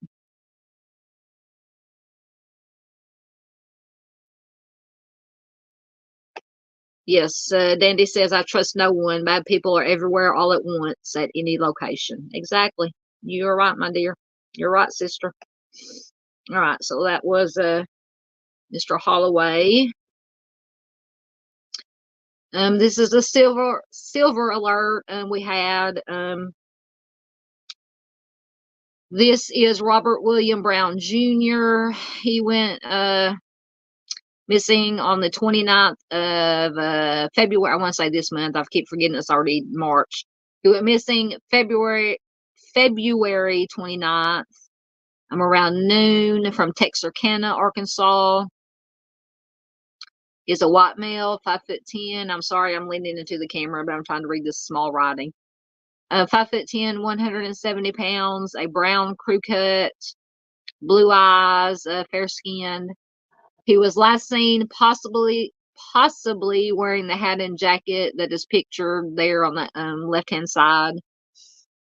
He may be traveling on foot, so anyone having information should contact Miller County Sheriff's Office at 870-774-3001. Promise we're almost through these missing persons, guys. But I had so many that I wanted to share with you guys, the older ones and the newer ones. Was like I said, that's the heart of my channels, missing persons and cold cases. Dandy says these guys need to be taken out. Absolutely. Yeah. Yeah, I like you guys thinking. Mind the Monster says honey and a rope and the bears. Just saying.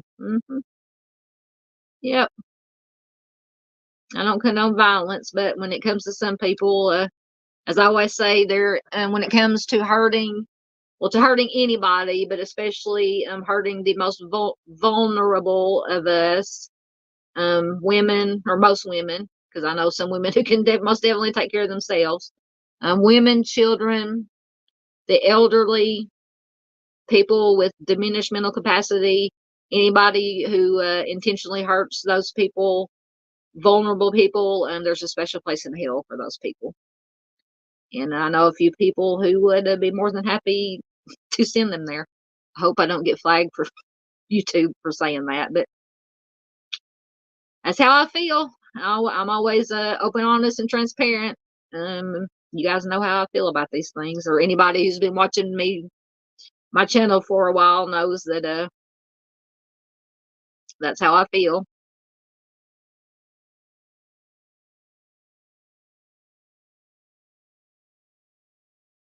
It's a good point. Dandy says the colorful character who said he robbed banks because that's where the money is. The same saying for yeah. Saying they're basically saying, oh hey, they're there for the taking. Why not take them? Oh, horrible. I can think of so many things to do and say. Trying not to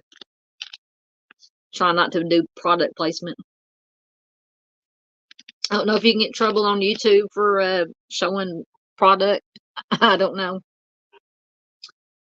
Anyway, okay, so I think I'm caught up again. We'll see what we got next. Okay, so now these are our current. This is Hayden Johnson. He went missing from Jonesboro, Arkansas on February 20th of this year. He is just 17 years old. White male, 5'9", 160 pounds, with red or auburn hair and green eyes. He was last seen in Jonesboro. So if you have any information about Hayden, his whereabouts, please contact the Jonesboro Police Department at 870-935-5551. We have Trincity Mays. I featured her a couple of times, but I wanted to include her again. She is 16 years old. She went missing from Fort Smith, Arkansas on January 31st. So it's been over a month now for Trincity. Or just about a month, because I forgot February had 29 days. She is a black female, 5'7", 175 pounds, black hair, brown eyes. It says that she was last seen in Fort Smith, but she may be staying in the area of Marianna. Excuse me. So if you have any information, please contact Fort Smith PD at 479-709-5100. Okay, so this is one that has gotten some national attention, I think. This says, and let me go ahead and get the, because I do have an article. Go ahead and get it going while we're, if I can find the right one.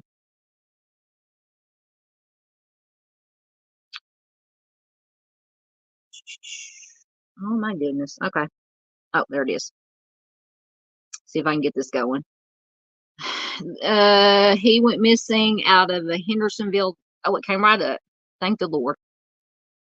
Sebastian Wayne Drake Rogers. So unless there's been an update on this one since this afternoon, if you guys have seen anything or heard of this one, let me know if there's been an update. He went missing from Hendersonville, Tennessee on February 26th. He was last seen near Beach High School on Stafford Court, wearing a black sweatshirt, let me just read it from here because I can't read that small writing. So this article comes from WSMV4, and it is from February 28th. So just 4 days ago. So it says foul play is not suspected as Amber Alert remains for missing Sumner County teenager. Says the missing 15-year-old has a form of autism, and police say he is without needed medication. So another very scary situation. The search for a missing Sumner County teen is intensifying this morning. An Amber Alert is now in effect for 15-year-old Sebastian Wayne Drake Rogers, as the Tennessee Bureau of Investigation said it uncovered new information in the case. Sorry, I'm swatting the million ads that are popping up. Law enforcement agencies are asking people in the area to check surveillance video. Once again, let's jump in. For signs of Sebastian, who has autism, search and rescue crews have become a fixture in this community over the last few days as the search for Sebastian continues. The 15-year-old has not been seen since Sunday by his parents, who told investigators that he left their Hendersonville home carrying a flashlight and wearing all black. That's concerning. As a result, a multi-agency search is underway, made up of agencies from across the state and involving more than 150 people searching on the ground and in the air. Despite receiving several tips, none of them have proven to be credible. Sebastian is now at the center of a statewide Amber Alert due to being off his medicine, which could compromise his health. This search has proven to take, an emotional toll on the community. We actually know some of this child's family members, and they're all great people, born and raised here. We're just devastated, said Kenny Bird.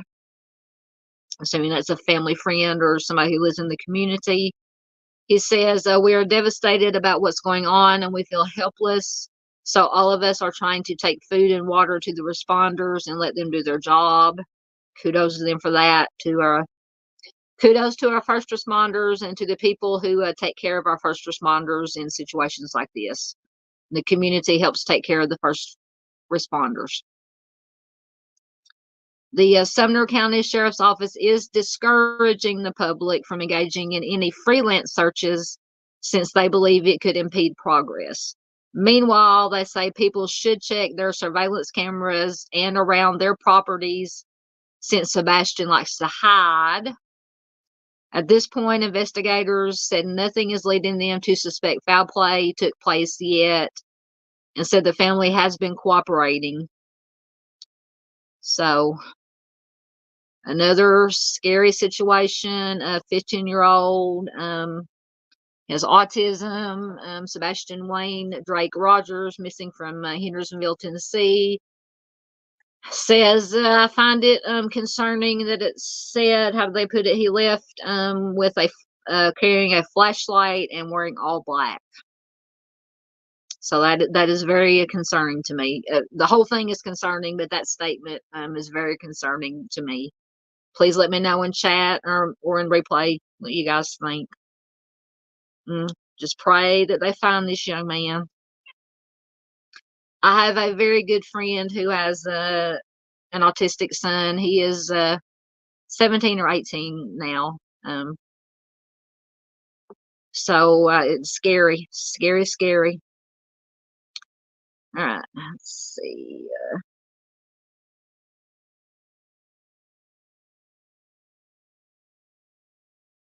Okay. I was like, what?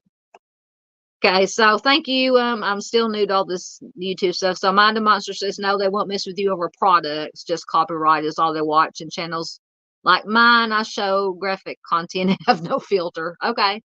Yeah, I've got to get over there. I watched some of your stuff. I've got to get over there when I get time, and I've got to binge watch your channel. I got to get caught up on your channel. I got to get caught up on Miss Frankie at the think tank. I've got to get caught up with the Mob Crew has done some stuff that I'm so behind, y'all. I'll binge watch one of the, and I shouldn't be behind because I'm not working right now, but I have been spending time doing applications and stuff like that. So, but yeah, I should have enough time to be caught up, but it just something happens and I get distracted. I get distracted very easily, in case y'all haven't noticed. Okay, so let's pray that so please, anybody watching now or after it's over, watching replay, please share this video if for no other reason than to get this information out about all these missing persons, these missing children, Amber Alerts that we've got going on right now. It's so important to get all this information out to as many people as we can. So frightening. All right, what do we got? Oh, okay, so we're finished with our missing persons. All right, so we made it through the missing persons. We made it through the first 2 hours, hour and 45 minutes of missing persons. So we'll just continue on. 500 sub special. Once again, thank you so much for everything. Everybody who is subscribed or not. If you've watched my videos, watched my lives, liked, shared, commented, subbed, anything, donated. I did the donation earlier. Lone Pony, Honeybee, and Canine Dream Dog, which is Meg from Australia, donated through PayPal and, buy me a coffee in February. So if you wanted to help support the channel and the search for the missing, all the links can be found. I think I put them in at the top of the chat. They're in the description for this video. They're in the about section of my page. You can find them anywhere if you would like to donate. It would be greatly appreciated. All right, so let's see what we got. Okay, so I do have, I know some of you, I don't know if anybody here, but a lot of people have been, this is the Amir Ellis case from here in Arkansas. This is another one that's close to my heart. I have been following it since the beginning, since they first reported his kidnapping. And if I have done all the videos that I've done so far on Amir's case, if you want to get caught up on this case, check the playlist. It says Amir Ellis. It gives the whole, I think I did, finally did, there are a few short videos, and then I finally did one long compilation video from start to beginning up until now, from this new information that just came out. Amir was abducted.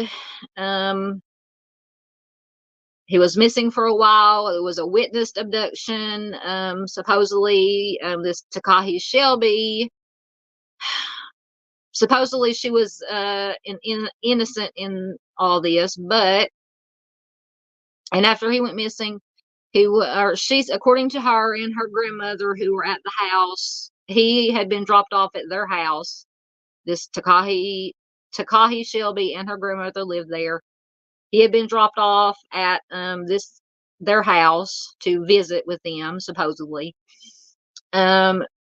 Shortly after he got there, she pointing the wrong way. I'm using the wrong finger. She, on the right there, went to the restroom. She heard a commotion. She came out and said she saw 3 males fighting with Amir, and they drug him out and put him in a vehicle and took off with him and abducted him. Conveniently, she said she had turned off the security cameras because she didn't want her mother to know that she had a visitor over, but yet her grandmother was there. Blah blah blah. So now 3 people were arrested for kidnapping of Amir. Nathaniel Speed, a female, and another male, Jorge Castillas, were arrested for kidnapping. Amir, unfortunately, was eventually found deceased. And then now we find out that there was a 4th arrest. This Takahi Shelby, she has been arrested, or she is wanted. She's not been arrested. She is wanted. She has a national felony arrest warrant out for kidnapping resulting in homicide.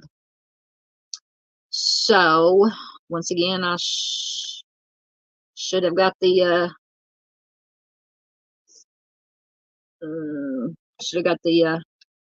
hopefully it'll come up. There it is. Okay, so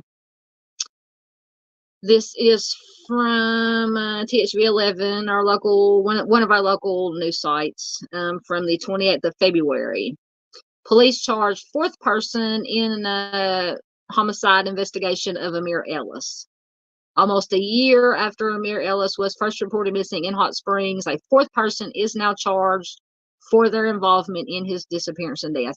And I'm going to do a follow-up video. I do have the probable cause affidavit for her arrest that explains everything and what her role is in Amir's abduction. So at some point when I get a chance, I will get that video recorded with the affidavit, probable cause affidavit. Dandy's here. I know she loves documents. I do have documents. I will get that recorded for anybody who's interested in this case. But so it will make more sense. It gives a little bit of information here, but lots of information in the probable cause affidavit. Okay, so I'll quit babbling. Police have now charged a 4th person in connection to the kidnapping and taking the life of Amir Ellis. According to new court records that we obtained, 18-year-old Takahi Shelby is charged with felony kidnapping in relation to Amir Ellis's disappearance. A probable cause affidavit said Amir was at Shelby's house when 3 other suspects came by to take him to another location. And I can tell you this was a setup. She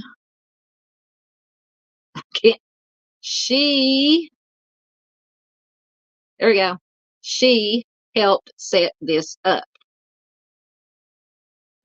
Sorry, but this case infuriates me. Justice for Amir. Okay. So, I'm sorry, but I get so passionate about these cases. Those suspects are Nathaniel Speed, Alexa Chambers, and it says someone who was 17 years old at the time. He has since turned 18. His name is Jorge Castilla. All 3 suspects are now charged with capital M. Jessica, or Amir's mother, Miss Jessica, who I am in. If you want to check it out, there is an Amir, Justice for Amir Ellis Sr. Facebook group. Amir's mom, Miss Jessica, posting there, friends and family. Jen, who is either family or close friend, she's a spokesperson for the family, posting the group. I will try to put it there. You can go to justiceforamir.com is a website. It has all the links. Please, I encourage you, please check it out. This case is just horrible. Okay, so back to the article. So Miss Jessica, Amir's mom, says, and I do have a video of her. She says, I do not have any ill feelings toward these children, but I cannot fathom the thought of them just getting to live their best 18 and 19-year-old lives, and my son does not. 2 months ago, police found the remains of Amir in a wooded area near Jesseville. However, they have not released the COD. Ellis said, Miss Jessica, his mom, said that she is closer to justice, but wants to see those responsible for her son's death take accountability for their actions. And according to, that's why, like I said, if you want to know more about this case, go check out the Justice for Amir Ellis Sr. Facebook group. I can't name them on here because they have not publicly been named by law enforcement, and I don't, but there are other people that are allegedly involved with this case, and they name them in the group. So if you want to know details and names, go check out that group. Garland County does still have a gag order on this case, which means that beyond scheduling, no, they're not going to release any information. They're from the beginning. Since they arrested the 3 for the kidnapping, they immediately put a gag order on the case. Hardly any information. This is the first information, aside from when they found Amir, unfortunately deceased. This is the first information that has come out about this case when they arrested this female. All right, so I do have a short video that I'm going to play if I can find the right one. And I'm going to, hold on, let me caught up. Hello, Marissa. Hello, everyone. Sorry for dropping in late. You're not late. You're a new name, a new face. Welcome. If you don't mind, let us know how you found us. I always like to, and it's usually through True Crime Web or Miss Frankie, the think tank, that people find us, or sometimes just sometimes YouTube will put you in my feed, or put my channel in the feed. But Marissa, we're very glad to have you here. Welcome, welcome, welcome. All right, so I'm going to play this video. It's not very long, but I am going to turn my my mic and my cam off for a minute. I still have a runny nose, and I don't, just to be blunt, I don't want to blow my nose on camera. So while this video is playing, I'm going to take care of business. But I will be back. So remove that.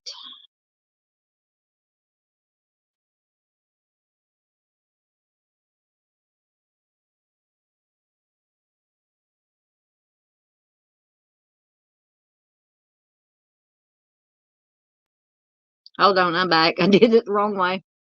Hold on.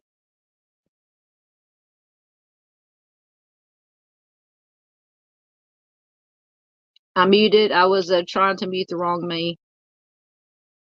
I was trying to mute the second me. All right, here we go.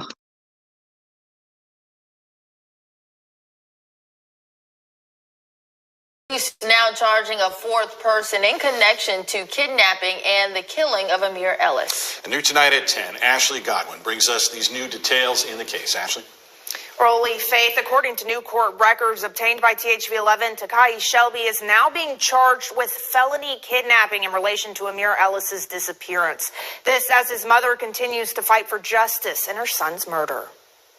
This particular warrant for this person has been a long time coming. You know, I feel like this person should have been arrested with the three that's been in jail. Almost a year after the disappearance of Amir Ellis, another person is being charged. 18-year-old Takahi Shelby is wanted by police for felony kidnapping. A probable cause affidavit obtained by THV11 says Amir was at Shelby's house when 3 other suspects came by to take him to another location. Those suspects are Nathaniel Speed, Alexis Chambers, and someone who was 17 years old at the time.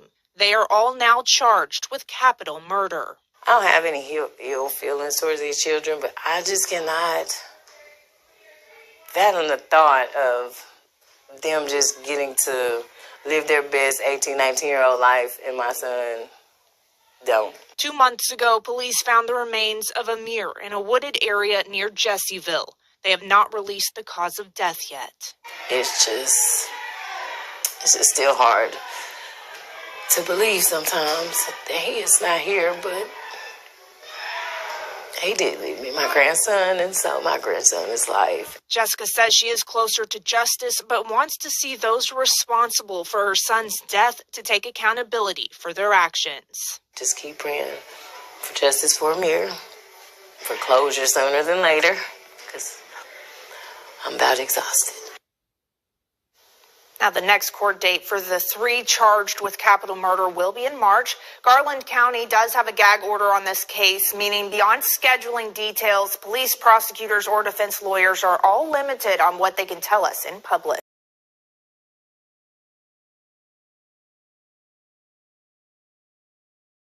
All right, I'm back. All right, so you see there, yeah, that back. That was Miss Jessica, Amir's mother.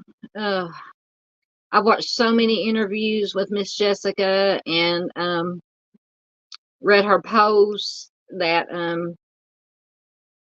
in Amir's, the Facebook group for Amir, she doesn't personally post in the group, but a friend of the family or a family member, kind of a spokesperson for the family that helps run the group, shares Miss Jessica's posts, and it makes me cry every time I read them. Anytime I watch any of her interviews that she does for TV, that videos she does and puts on Facebook or TikTok and shares them to the group, it just breaks my heart. As you heard her say, Amir had a son that was born after he was abducted, so he never got to meet his son. His son never got to meet him. His son is Amir Ellis Jr., beautiful little boy. It's just such a heartbreaking case. Amir needs justice. Miss Jessica needs justice. His baby, Amir Jr., needs justice. It's just, we're getting there. Hopefully they're, like I said, they're making more arrests, and from what I can gather from the limited information, once again, there's a gag order on this case. They're making progress, and hopefully they will get everybody responsible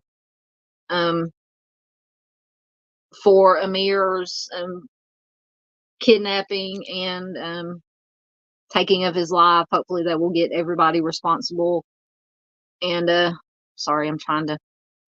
and they will be dealt with accordingly. All right. Yes, so Marissa says she found us through True Crime Web. Thank you so much. I cannot say enough about Mr. Steve. He is my biggest inspiration, him and Mrs. Steve. We cannot forget Mrs. Steve. My biggest inspirations for starting my channel.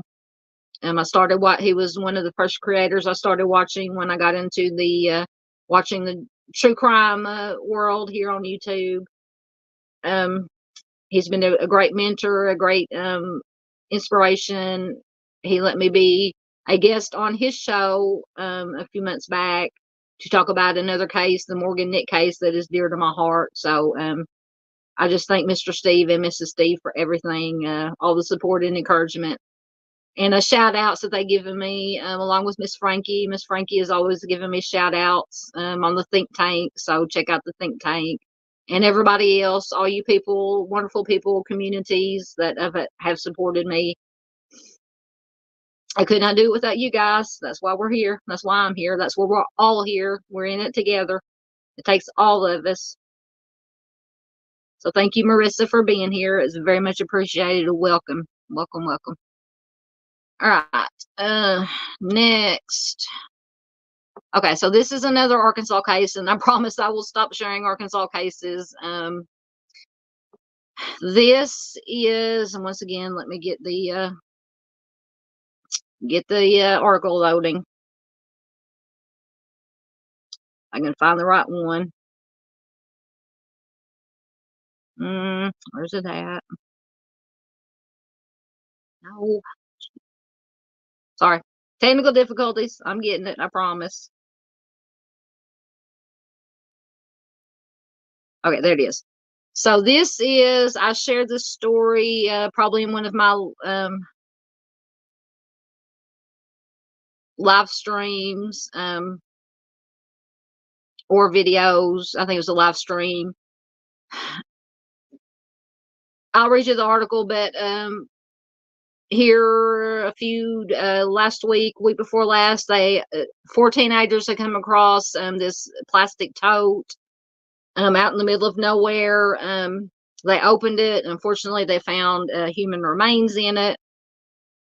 They I don't know if they called the police because apparently after they found the remains, they got on Facebook, and I don't think they posted pictures. I hope they didn't, but they were saying, oh, we found this, So anyway, the police were made aware. They came out, sent to the crime lab. She was identified as Troy Alexandria Strope from where's she from? Forest City. I almost said Fort Smith. Forest City. She was identified, and now apparently a person of interest. They have a person of interest in the case. So I will actually start at the bottom to give you the background in case you haven't heard of this case. So it says the woman found in a plastic container in Arkansas has been identified according to the St. Francis County Sheriff's Office. Officials say the woman is 42-year-old Troy Alexandria Strope of Forest City, Arkansas. Stope's nude body was found inside a plastic container by two teenagers who were riding four-wheelers on County Road 731, which is 5 miles from Forest City. Is basically out in a middle of nowhere, forested farmland area. Sheriff Mays said, quote, the body was partially decomposed. We think the body had been out there maybe a couple of weeks. Whoever did this had no feeling at all whatsoever for what they had done, no conscience. After the youngsters posted about their discovery on Facebook, investigators got a tip on a possible ID from a male saying his mother had been missing for a month. A DNA sample was taken and sent to the state crime lab to determine the ID. Forest City Police Chief Ronald Broussard says that Strope was frequently seen riding. Sorry, I'm swatting ads again. Was frequently seen riding her bike throughout Forest City. Broussard says the mother of 3. So once again, got kids involved that lost their mother. She was on her way to getting her life back together when it was tragically taken. He says, we'll talk about what a person's hangups and issues were at the time of their passing, but I can tell you what her life was like. She was always smiling. She was always upbeat. A memorial service for Troy will be held at 4 a.m. Saturday, so I'm assuming it was today. The death is being treated as a homicide. If you have any information, call the Forest City Police Department or St. Francis County Sheriff. So the update is, get back to the top. The sheriff confirmed early Thursday that they have a person of interest in connection with the Troy Strope case after a search warrant was served at a house on West Buford Street. The information we received through our investigation is a possibility that her life was taken in that house. It says it's a possibility. It's according to St. Francis County Sheriff. Sheriff May said during the search warrant execution, they gathered possible evidence of Strope's homicide. He says, we got what was ample. It doesn't take but a speck. It doesn't take much, but we think we got ample forensics. He would not comment on what items were taken from the house, but added, quote, we think possibly some blood in the residence. So it goes again how she was discovered. Sheriff Mays says that 2 brothers lived at this house that they found this evidence in. One of them was arrested on a drug charge unrelated to the search warrant that they got for the house.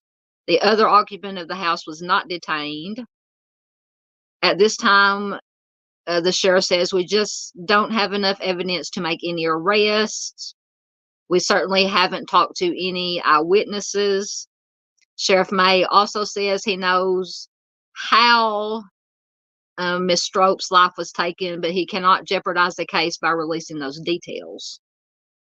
He says, quote, only the person who did it or the persons who were there would know how her life was taken, so we don't want to make that public. It says there is only one crime lab in Arkansas, so Sheriff Mays says it will take a few weeks before results come back on the items that were seized in the search of the house. So that is the update for anybody who has been keeping up with me, keeping up with this story. So once again, if any other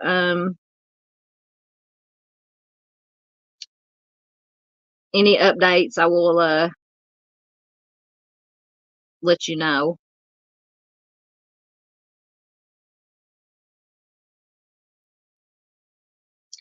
Marissa says, it is lovely to be here. It is lovely to have you here, Marissa. Like I said, we welcome you with open arms into our community. We know that anybody who comes from True Crime Web from Mr. Steve is a good person, the kind of person that we want to have here. So you are more than welcome. Thank you for being here. Yes, Dandy put in, yes, True Crime Web's link. You can throw Chris's link in. The Mob Crew, most definitely. Chris is another good one. He also goes out with Mr. Steve and Carolyn. Oh, I almost dropped my stylus. My hair's going everywhere. I'm having a bad hair day again. But anyway. Chris also was part of the team that goes out and helps search for the missing. A Mind of Monster says, is this the lady that was under a bridge, teen girls? No, this must be a different case. Like I said, she was found out in basically in the middle of nowhere, wooded land, farmland.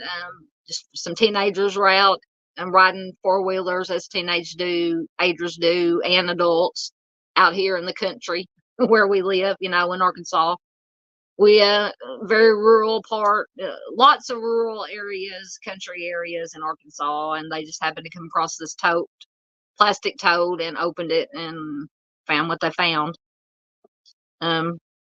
But I would like to know if you can find it about this lady that was under a bridge. Do you know what state it's from?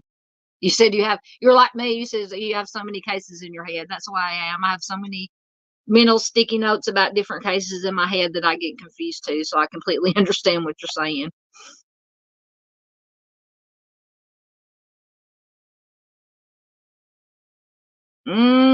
Dave said, no, I don't think Steve, if Mr. Steve is here, he's just lurking.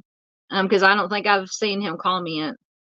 But there's 7 people here, so he may be, he likes to lurk sometimes, or he may be in bed. I know he said earlier in his live stream that he was getting ready to maybe in the next few days go out and be on the road, basically for, I think he said like 25 days he was going to be out and working. He and the team were going to be out working on all these cases they're working on.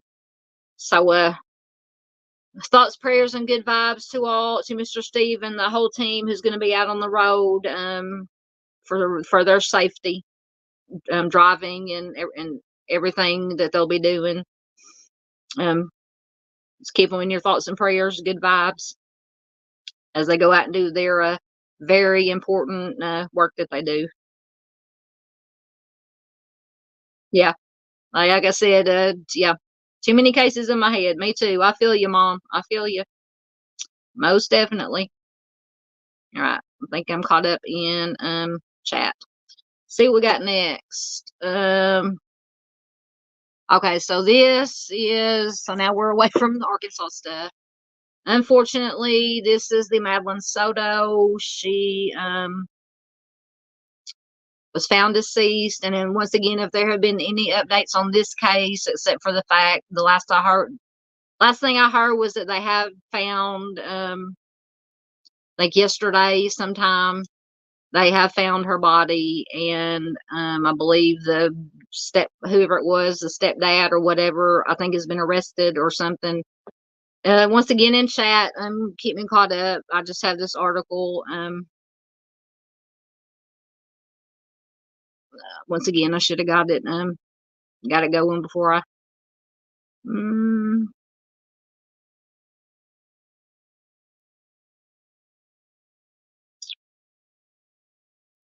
I got so many cases bookmarked or so many articles bookmarked. I got to find the right one. Let me see. Oh, there it is. Okay. Oh, I don't know what it is, guys, with all these cases lately with the kids and the teenagers disappearing and ending up passed away, and a family member, a boyfriend of the mom or a step parent or something is responsible or allegedly responsible, and it's like it's an epidemic right now. All right, so this article is from NBC News, and it is from the 1st. So, you know what day it is.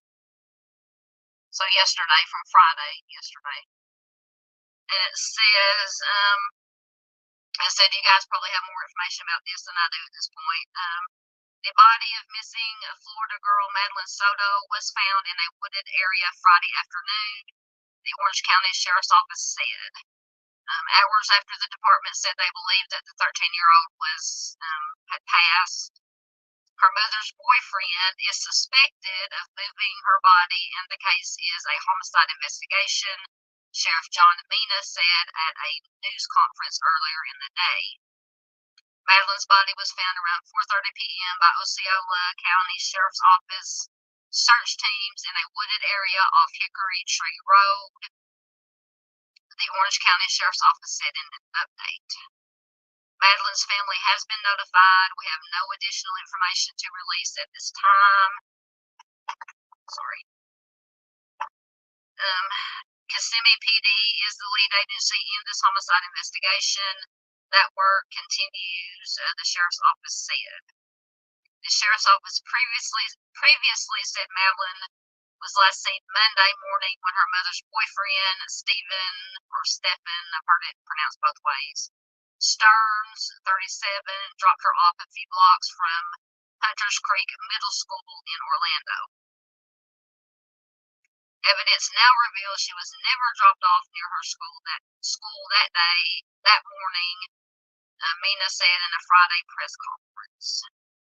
Stearns, who authorities call, quote, the prime suspect in the case, was arrested Wednesday night on separate charges of SA battery and possession of CSAM after detectives found, quote, disturbing images and videos that were criminal and SA in nature. We have to be careful how we word things. During a forensic evidence examination of his phone.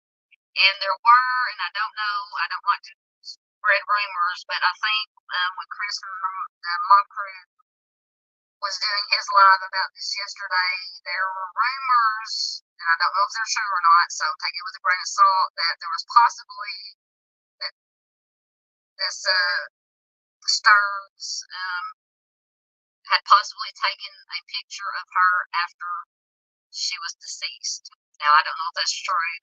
At this point, it was rumor, or at least when Chris was talking about it yesterday, it was rumor. Horrible. Even if there's not a picture of her deceased, just what they described on here is and I read Chris did have the affidavit, probable cause affidavit, and it went into graphic detail. He did not read it out loud, of course, because he can't, because YouTube would, but he put it up on the screen and you could read it. Horrible, horrifying things was on that phone. Anyway, it is believed that Madeline's life was taken in Kissimmee, where her family lived in an apartment, and that Stearns moved her body in the early morning hours Monday.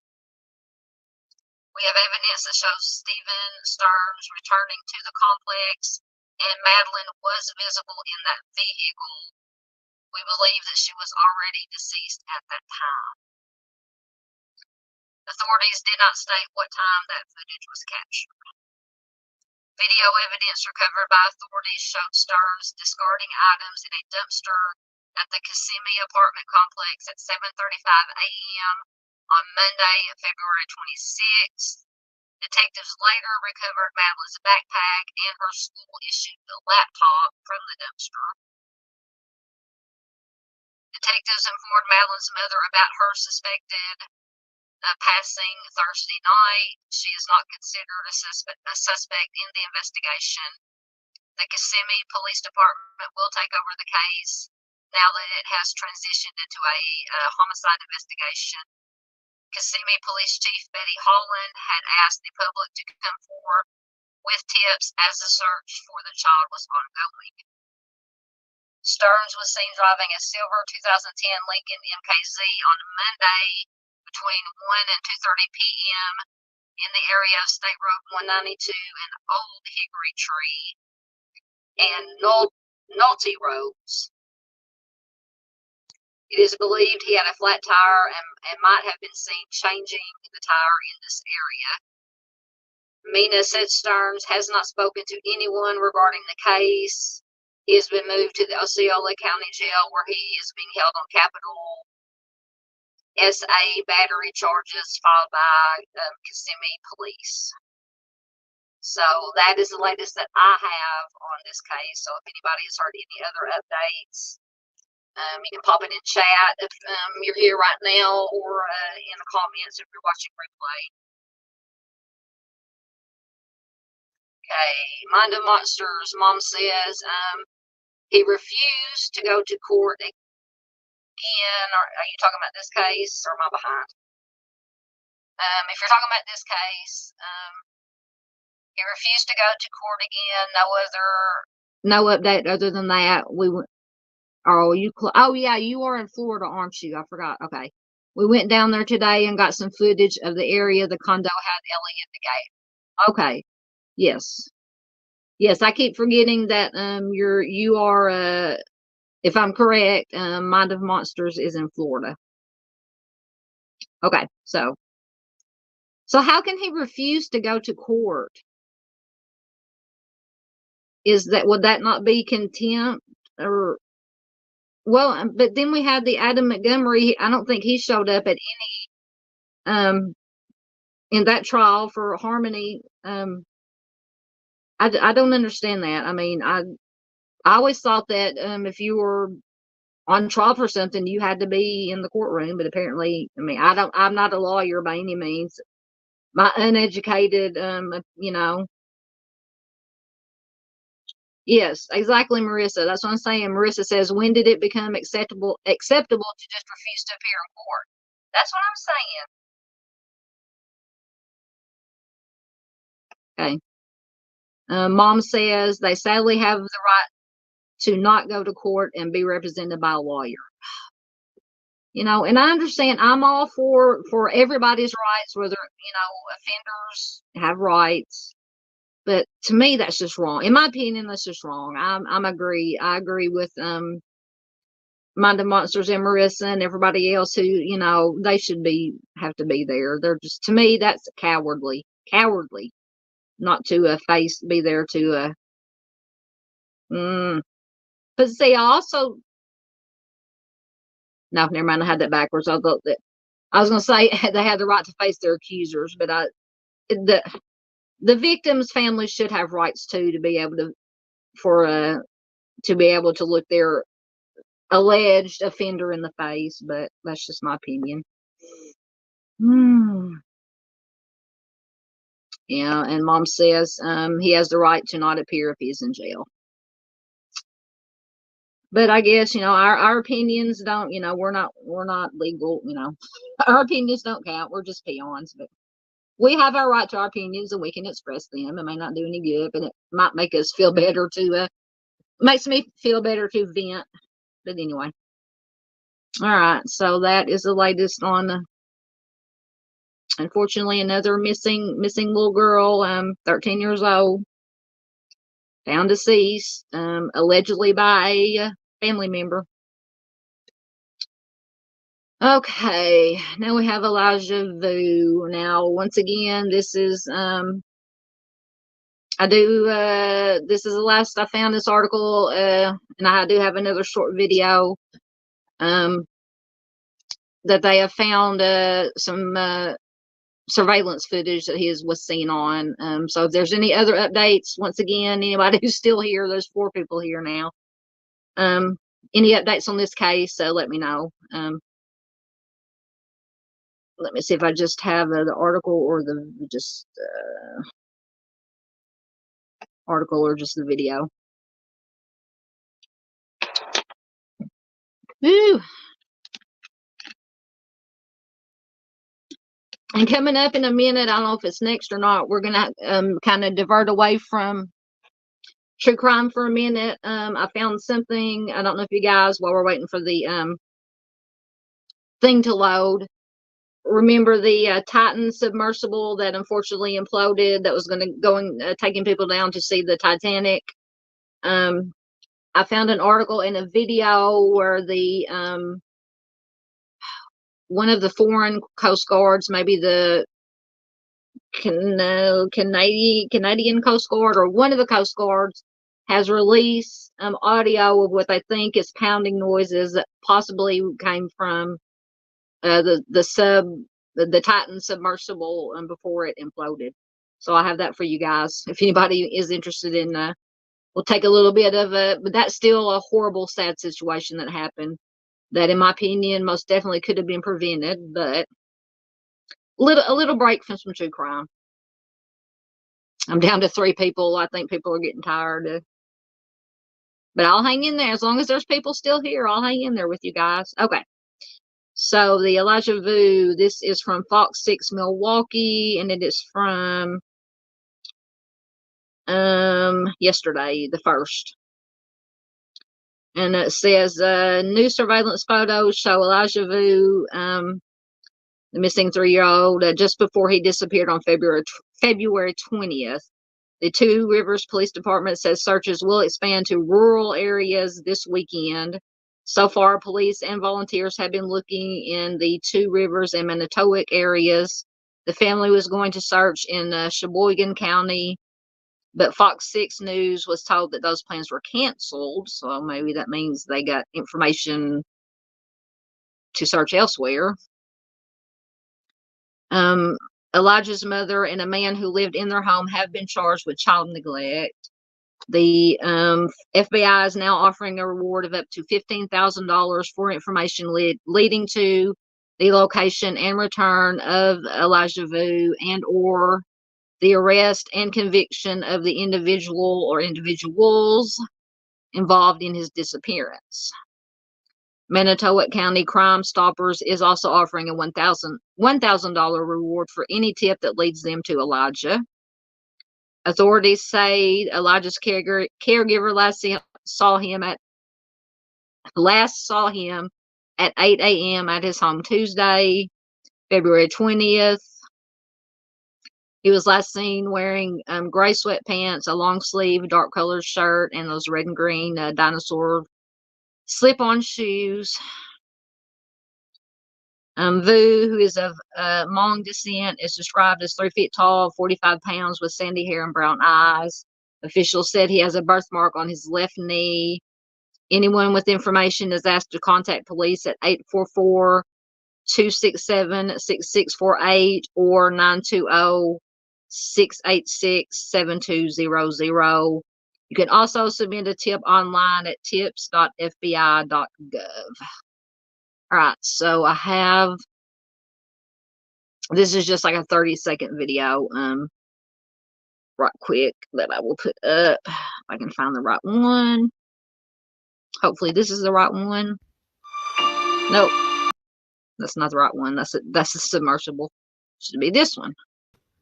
3-year-old Elijah Vu has been missing now for 11 days. The search continues, and this weekend, Two Rivers police say their searches will expand to rural areas. There are some new surveillance photos of Elijah from just before he disappeared on February 20th. So far, police and volunteers have been searching Two Rivers and the Manitowoc areas. The family was going to search Sheboygan County on Saturday, but were told those plans got canceled. The FBI is offering a $15,000 reward for information regarding Elijah. All right, so that was, I just wanted to show that just because it had the surveillance pictures that I had never seen, hadn't seen before. You guys have probably seen them. I just haven't had a chance to get caught up. All right.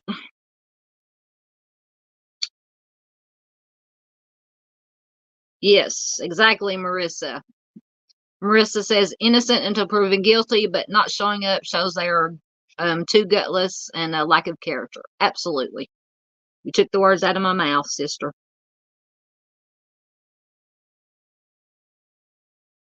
Yeah, Marissa also says innocent people want to show up. They are innocent and they don't want to hide. Exactly. Yeah, if you're talking about Elijah's case, Marissa says, in my opinion, the reward amount in this case is dismal.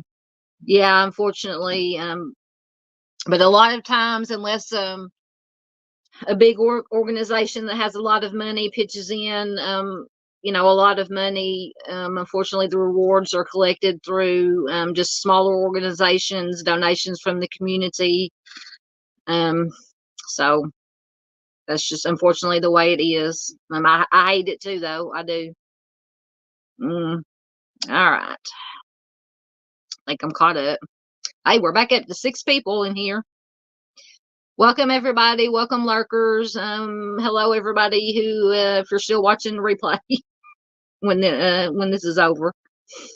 So that was the latest, I guess, on Elijah Vu. I don't know if there's been any other updates. If there are, anybody knows anything, pop it in chat. Okay, so this is, once again, let me get the, so it won't take forever, hopefully. This is Laken Riley. This is the nursing student that her life was taken by homicide on the University of Georgia campus. I just found an article that they had her funeral see when this article was from. I think her funeral, it says Friday, so maybe yesterday they had her funeral. Another sad case. It doesn't. This article is from the 29th, so I'm assuming yesterday was the funeral.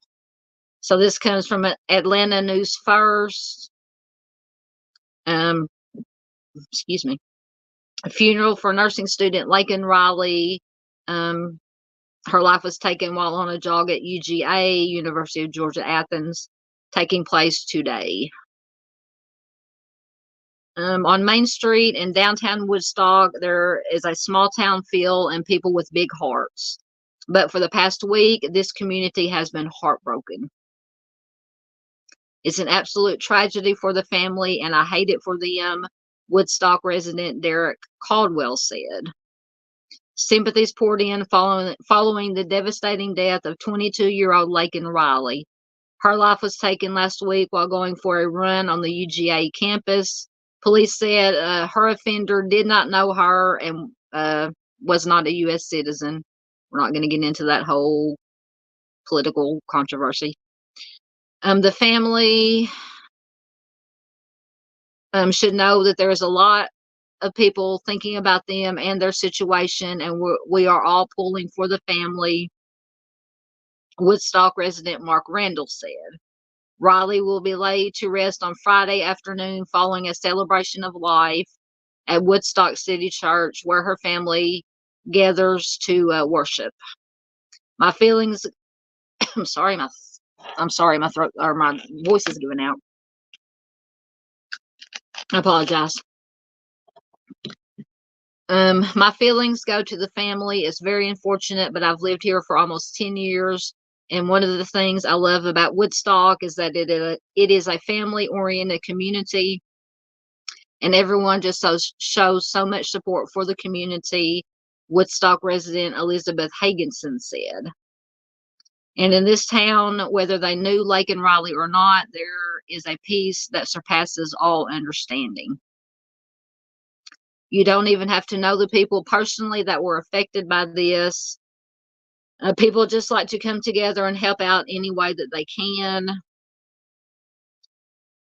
For anybody that is here to celebrate her life, we will welcome them with open arms. I don't care what it does to traffic. Everybody come and show up and celebrate her, Caldwell said. So that was, I just like to read some, kind of a silver lining to this horrible situation. But another horrible tragedy, I just don't understand this world. Just don't understand this world we're living in these days. Uh-oh. Dandy said that they just lost their power. Uh-oh. So Dandy is in Colorado, right? I wonder if it's snow related, weather related. I hope Dandy's okay. Yeah, Marissa says, I hope your power's not out too long.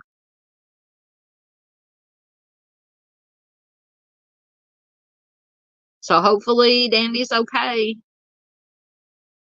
I know, I'm pretty sure Dandy Linus is in Colorado. So it could be weather related. I don't know. Maybe she'll be back. Dandy, if you're watching the replay or you come back, we're thinking about you. We hope you're okay. All right. So we'll keep our thoughts on Dandy. Hopefully she's all right out there with no power. Bless her heart. All right. So that was Laken. All right. Now we're going to take a little break from the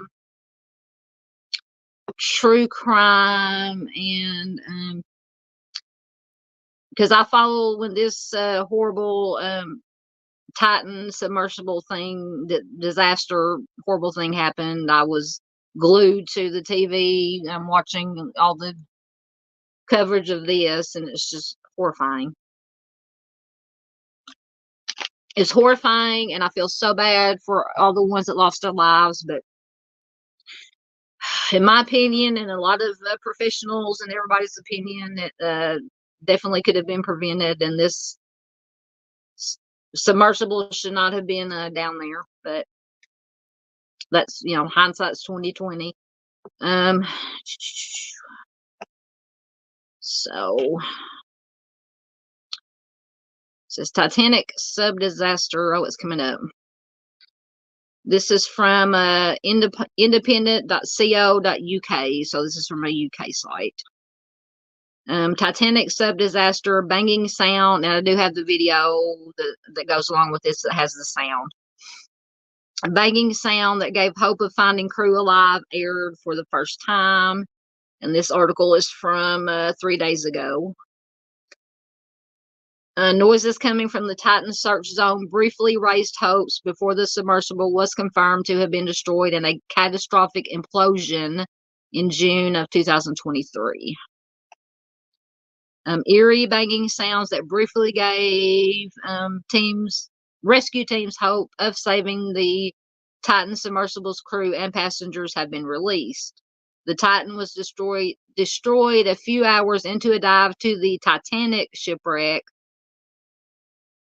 on June 18th, claiming the lives of OceanGate Expedition CEO Stockton Rush, father and son Shahzada and Suleiman Dawood, Hamish Harding, and Paul Henri Nargeolet.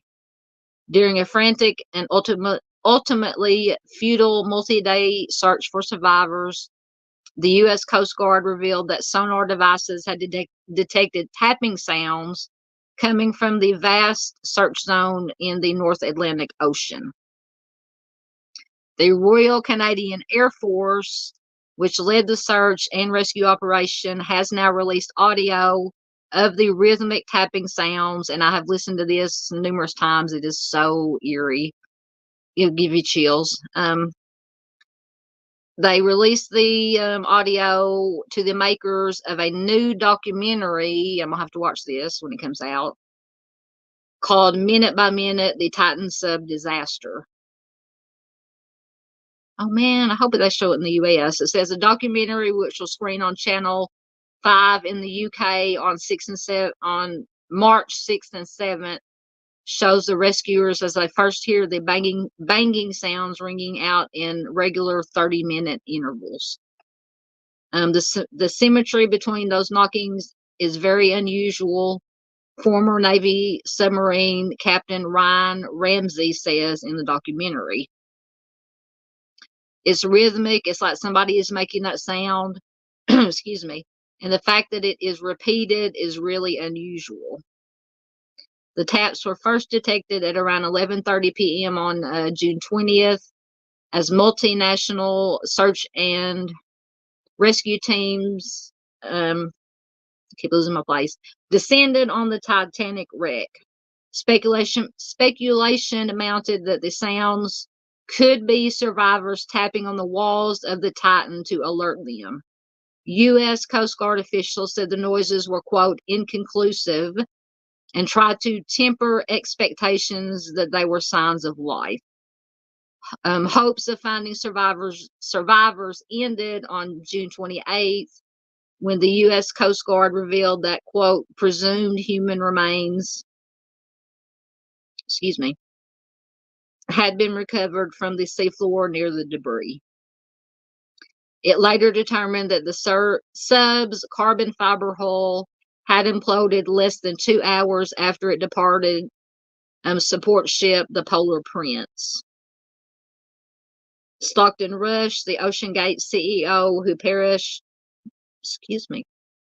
apparently my stepper's deciding to back up on me now, who perished on the Titan, was later found to have ignored safety warnings from industry experts, passengers, and former employees. Weeks after the disaster, it emerged that a former OceanGate director of marine operations had warned in 2018 that shortcuts in the company's design would end up having deadly consequences. David Lockridge alleged in a wrongful termination lawsuit that he identified numerous issues during a quality inspection process and was, quote, met with hostility and denial of access to necessary documents. Let's see if that's, apparently that was the, okay. So that was the article. And I'm gonna have the video, and once again I'm gonna mute my because I think this is maybe a 2.5 minute video, maybe 3. So I'm gonna mute my camera and mic again right quick, give my voice a rest, and give y'all a break from looking at my ugly mug for a minute. I will be back, hopefully.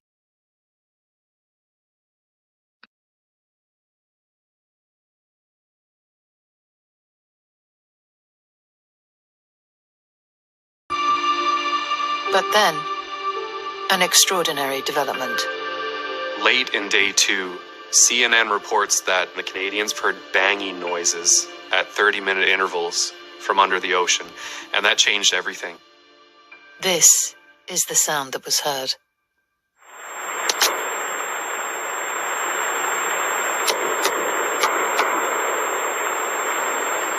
Sounds like it could be somebody knocking. The symmetry between those knockings is very unusual. It's rhythmic, it's like somebody is making that sound. And the fact that it's repeated is really unusual. The reports of banging quickly spread. Could the sounds mean a rescue is possible? Maybe the banging sounds were coming from the Titan. So people were like, oh my God, they're still alive.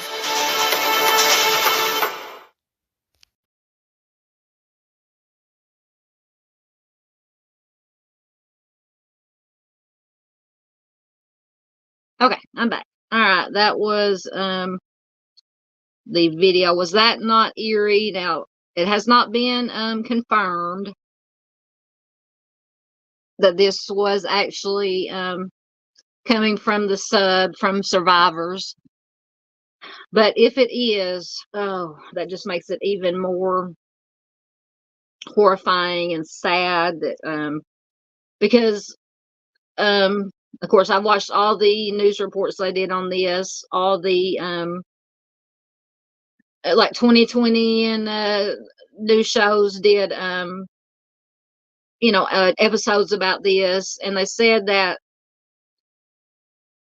possibly when they were descending they knew that something was going wrong.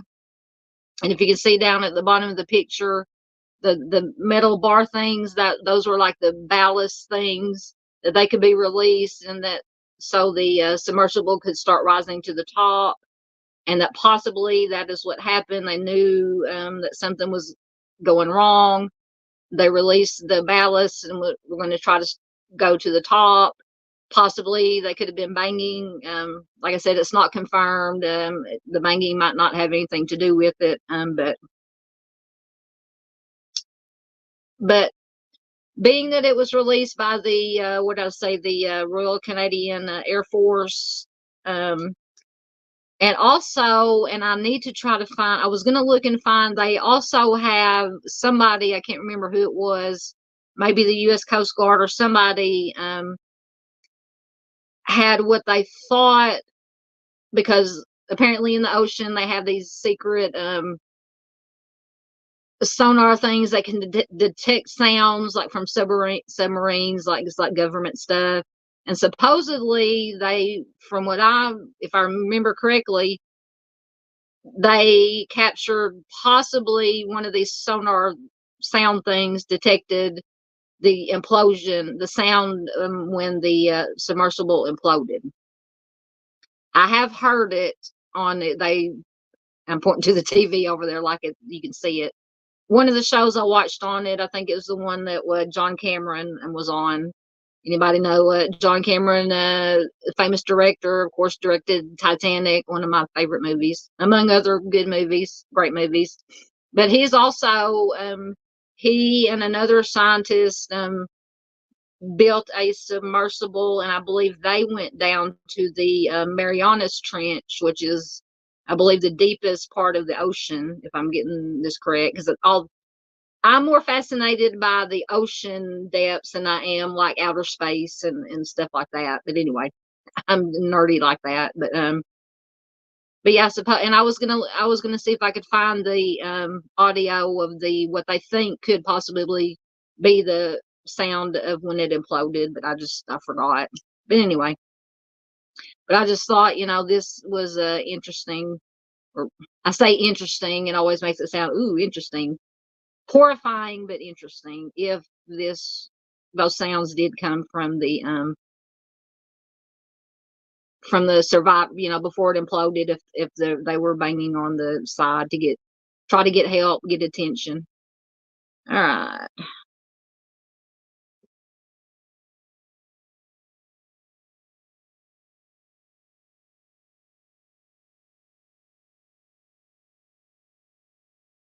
Okay, did I miss something? Okay, so mom says, Mind of Monsters, I just say mom, says, I reached out to the couple that sued you're talking about you have to, I'm behind, fill me in. So you said, I reached out to the couple that sued the company, but never got around to interview with them.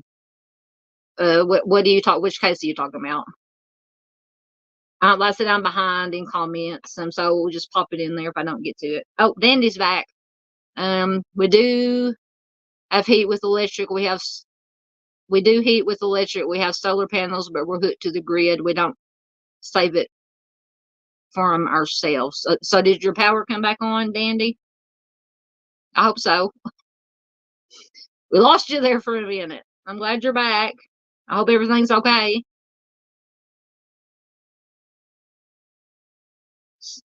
So it's still okay. So Dandy said, I've been here 10 years and this has never happened. So I'm assuming you still don't have power. Yeah, I guess you have backup power. Do you have backup power, a generator or anything? You said you have solar panels.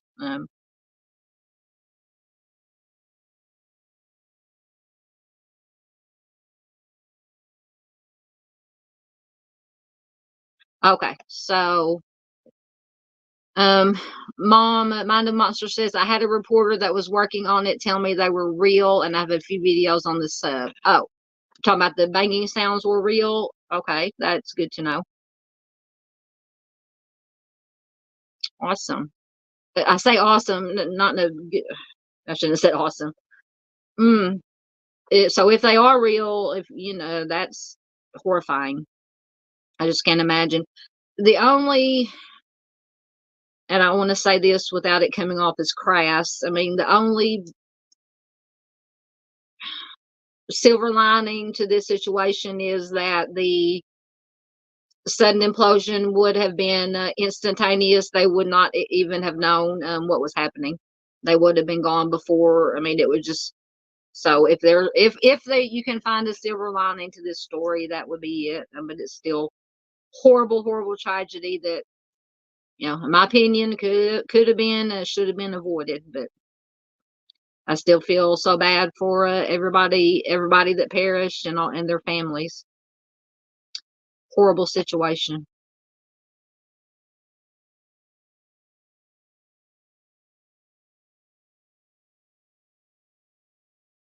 So Dandy says probably a transformer.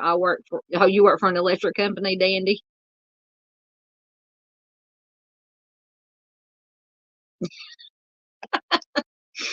Oh, Dandy says, I've got half a pack of Mentos in my pocket. I'll survive. Thank you for that laugh, Dandy. I'm not laughing at you. I'm laughing with you. I needed a laugh. I like that. Half a pack of Mentos. I don't know if I've ever had Mentos. I have had Tic Tacs, but I don't know if I've ever tried a Mentos.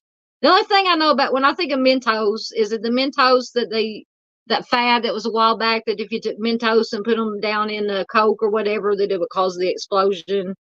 Was that Mentos, or am I confused again? That whenever I hear Mentos, that's what I think about.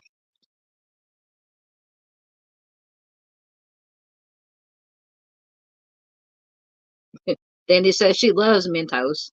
I've never been a fan. I know that's kind of like a breast mint candy, like Tic Tacs. I've never been a fan of like hard candy. I'm a chocolate girl. And if you could see me, all of me, you could tell just how much I love chocolate. Yeah, no, I do like the Werther's butterscotch hard candies, and I do love some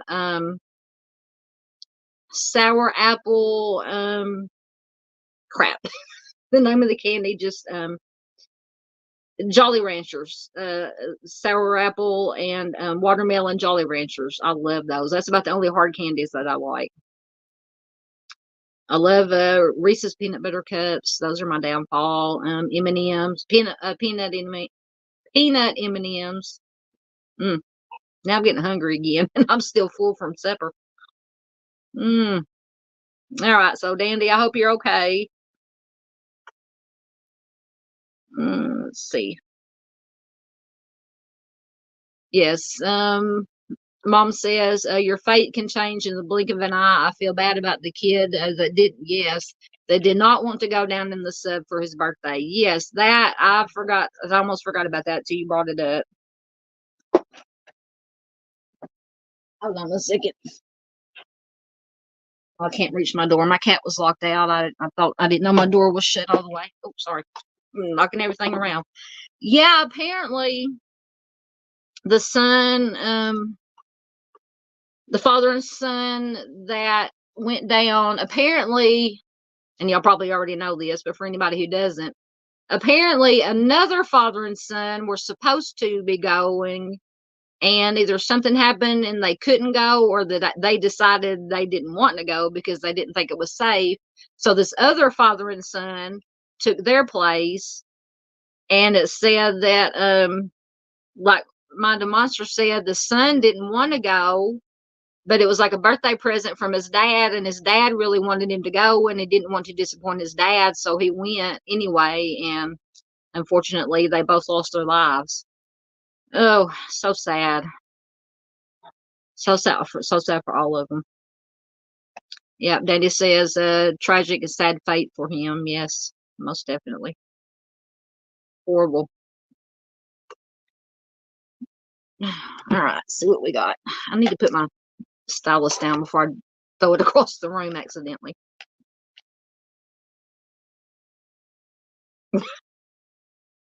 Danny says her cat's been locked out too. No wonder he didn't come home. Well, mine's not locked outside. He's just locked outside my bedroom. I didn't know. I didn't realize I shut my bedroom door all the way. I usually leave it so he can come in and out, so he won't bother my mom across the hall. She's asleep in bed. And I thought I heard a scratching sound. I guess it was him trying to get in the door, but I can't. I would have to move everything to get up to reach to open the door, so he can wait a few more minutes.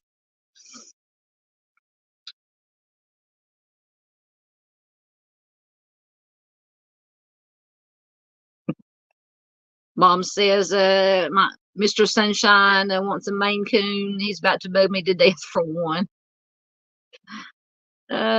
Those Maine Coon, those are the big, huge cats, aren't they? They're like as big as a dog. I've seen some of them, but they're gorgeous. Gorgeous, gorgeous. I love all kinds of critters. Well, I say I love all critters. I don't like spiders and bugs. Anything else I can deal with. But I live on the farm still, grew up on the farm, so I'm used to all kinds of critters. All right, let's see what we got next. Oh, I don't know how much more we got. We'll just keep, there's still 5 people here. We'll just keep going while there's people here. Okay, so we're going to get into some solved cold cases. Some good news stuff. Uh-oh. Mom says, yes, this cat will be the size of my pit bull. Oh my gosh, my son has one and he is in love with her. Yeah, those Maine Coons are big. They almost remind me of what we call crap. Not coyotes, not lynxes. I'm telling you, it's almost midnight here, but my mind's shutting down. Some kind of wild critter that runs around here that has the pointy ears with the tufts of hair at the end of them. Bobcats. What we call down here bobcats. That's what Maine Coons remind me of. I know they're not the same thing, but there we go. It's a domesticated bobcat. Yes, that's what I was thinking. The bobcat was, yeah. We have bobcats around here. I haven't seen one around our place in a long time, but Marissa says that she has guinea pigs and they don't complain much. You want my cat? My cat complains all the time, but he's a man, so no offense to any men that are here. He's our little boy, our little fur baby. Lynx. Hey, Mexie. I didn't know you were still here. Hey, Mexie. Yeah, lynx kind of, but yeah, bobcat was what I was trying to think of. Lynxes are beautiful though. I love all kinds of wild, what they call big cats. Lions, tigers, lions, tigers, and bears on my lions, tigers, panthers, cougars, leopards, all those big cats. I love them. They're so beautiful. Danny says, I have parrots. They are fickle biatches. Oh, Mixie was lurking. That's all right, Mixie. Did you notice I gave you a wrench? I did that before. So you have a wrench. I need some mods apparently. And Dandy, I'll have to get back with you. I think I messaged you back if Dandy's still here. I don't know. Yeah, she just talking about her parrot. You said something about we needed to get together and talk about the mod situation and how to handle you on Discord. You messaged me. So I haven't checked my Discord since late morning, early afternoon. So just let me know what you want to do about that. Because I think as far as mods go, that I have given wrenches to, Michelle C has one. I don't know if she's on Discord. Dave has one. I don't think he's on Discord. I gave Mexie one. She's on Discord. You're on Discord. Junior has the wrench. I don't think he's on Discord that I know of.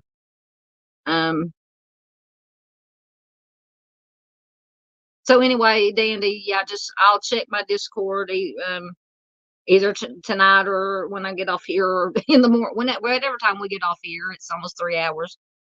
I'll check my Discord. Just let me know about what you want to do or talking about the mod situation. Let's see. Mom says, I stay in the bushes lurking. Got me a fold-out chair to sit in the bushes. Are you lurking or stalking? You guys are scaring me. You're very welcome, Mexie. I trust you. Everybody I've given, and I don't know, Michelle C was here earlier. She has a wrench. I don't know if she's on Discord. I don't even know if she's still here or not. Dave, I don't know. I haven't heard from Dave. He's either lurking or he's gone to bed, or he may be doing a live, but I don't think I've had any notification. Oh, yeah, I do have lots of notifications. Oh, Dave is live. He went live at 11:30. I'll have to watch his replay. Sorry, Dave. I didn't know he was doing a live tonight. Anyway. But yeah, Danny, just get with me on Discord. I'll get with you. We'll get together and you can explain to me about the mod thing.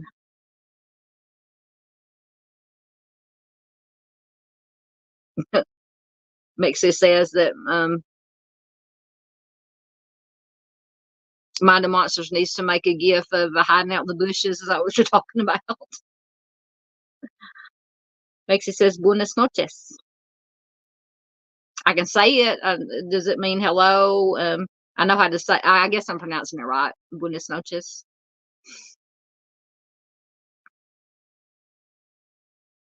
Mixie says yes, girl, for something. I don't know. I'm missing something. I'm trying to keep it with comments. All right. So, oh Lord. Okay. So, once again, while I was doing this, I should have been getting the article loading. But as of right now, so California. Oh, I gotta go take down the comments so we can all see what's going on. There we go. So John Doe ID'd nearly 50 years later as Iowa teen presumed victim of the scorecard offender.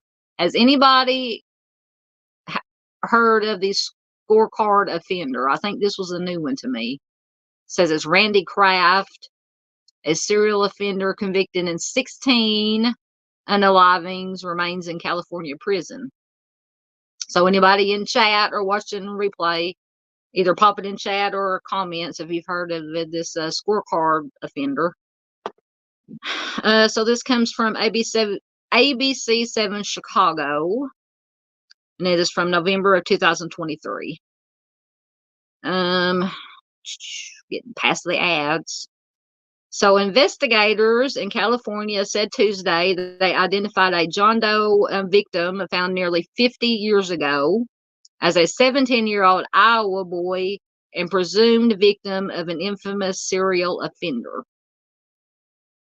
The Orange County Sheriff's Department said the victim was found 49 years ago in unincorporated Laguna Hills, which is present-day Aliso Viejo. I hope I'm saying that right. Mexio, let me know.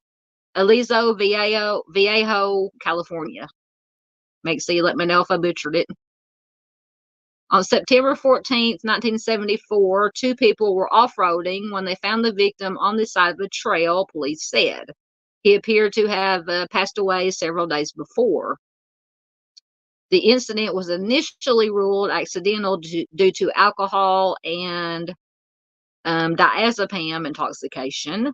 In 1980, investigators found other unalivings in 1978 due to alcohol and this substance intoxication in Southern California, which were classified as homicides.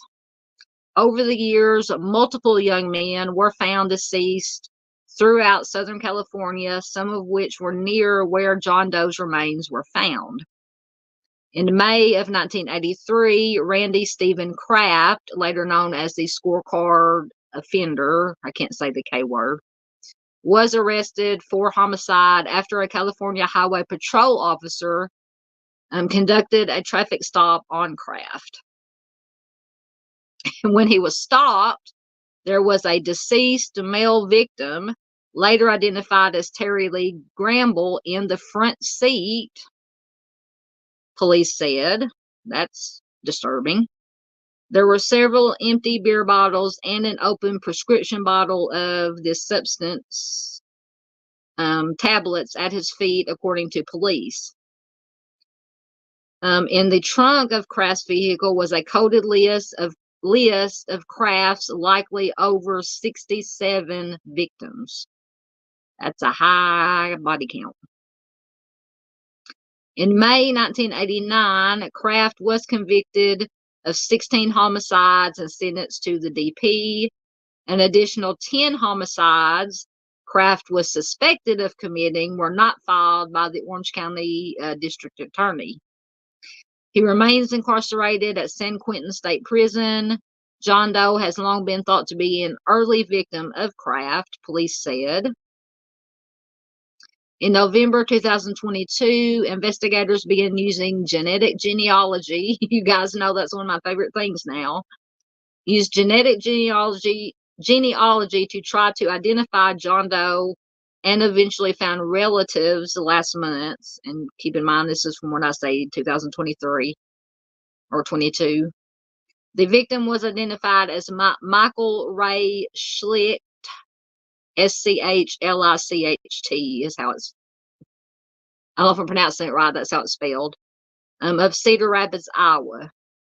His sister told police she had not seen her 17-year-old brother since April of 1974.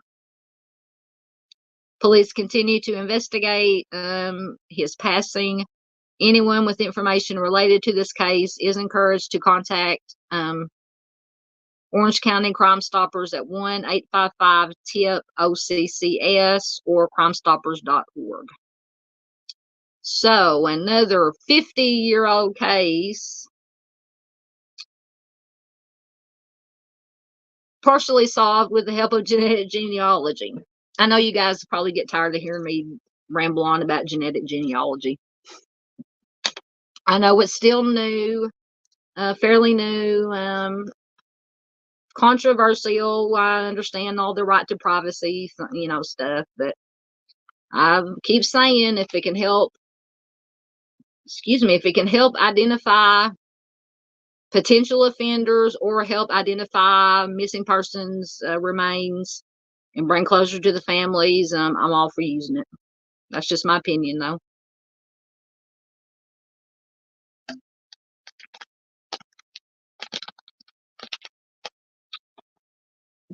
Okay.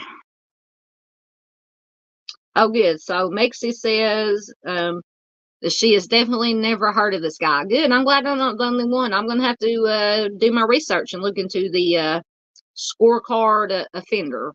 I can't say the K. I'm going to have to do some research. Randy Kraft is his real name, Kraft. Or y'all can read this. I don't know why it's up on the slide there. Randy Kraft. I might do some research in him. He might be a case of the week or just a special video. Did you guys watch my the missing person Monday? I don't know what I was trying to say. Evidently, I was trying to speak Spanish and messed up. Missing person Monday video about the 5 related the victims were related by one suspect in common, potential suspect, person of interest in common, and then the case of the week was on that one suspect, Christopher Below. Very interesting stuff. You should check it out if you haven't watched it. Watch this week's Missing Person Monday video, and then watch the video I did, the case of the week. Christopher Below, or Bellow. It's spelled like below, like below something, B-E-L-O-W. I don't know if I'm pronouncing it right, but I'm going to do a follow-up video, short one, because I found some more information about what this Christopher Below, possible serial offender. He did go to prison, but he was released from prison in 2021, so he is back out on the streets. And if he is a possible serial offender, he's out on the streets and wherever he's at. So I'm going to do some more research. I found a couple of articles and a post on a Web Sleuth's website from supposedly said it was the sister of one of the victims that said that he is supposedly on this Christopher Below fella is supposedly on Facebook posing as a dog groomer. Now, I don't know if that's legit, but I found it interesting. But anyway, check it out. You can find the Missing Person Monday video on the Missing Person Monday playlist, and you can find the Christopher Below in the Unsolved Cold Cases playlist. Right, Mexie says, I have my own questions about the heritage DNA places, but I'm all about justice, and they double check their work after that, so can't complain. And I understand the right to privacy and all that stuff. That's why it's of course I don't want anybody, whether it be offender or potential offender, everybody has rights.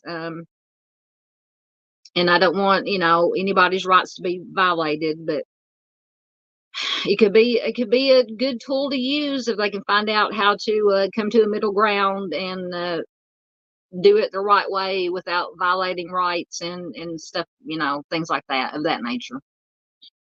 So, just food for thought, All right. I caught up again. All right. Let's see what we got next. So another 50-year-old case that was solved by DNA. I think we're almost done. This might be the last one or the next to the last one. As long as I got you here, as long as you're and don't stick around on my account. You guys can, if you get tired, you can leave. It's fine. I know it's late for some of y'all. It's late for me. It's 10 minutes past midnight here, Central Time, US. All right, so this two best friends were lives were taken at 14, nearly 50 years on. DNA finally caught their offender. And this once again is from the independent.co.uk. Let me get another drink before I start reading again.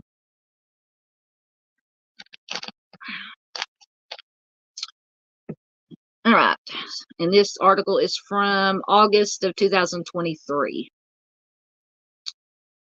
So Florida detectives are now looking into a possible connection between Robert Clark Keebler, who is, you see there on the picture, the collage on the right hand of the slide. He's that little slice in the middle, and the unsolved homicides of several other women in the Broward and Miami-Dade area from 1975 to 1976, known as the flat tire homicides. Once again, has anybody heard of the flat tire homicides? I can't say the M word.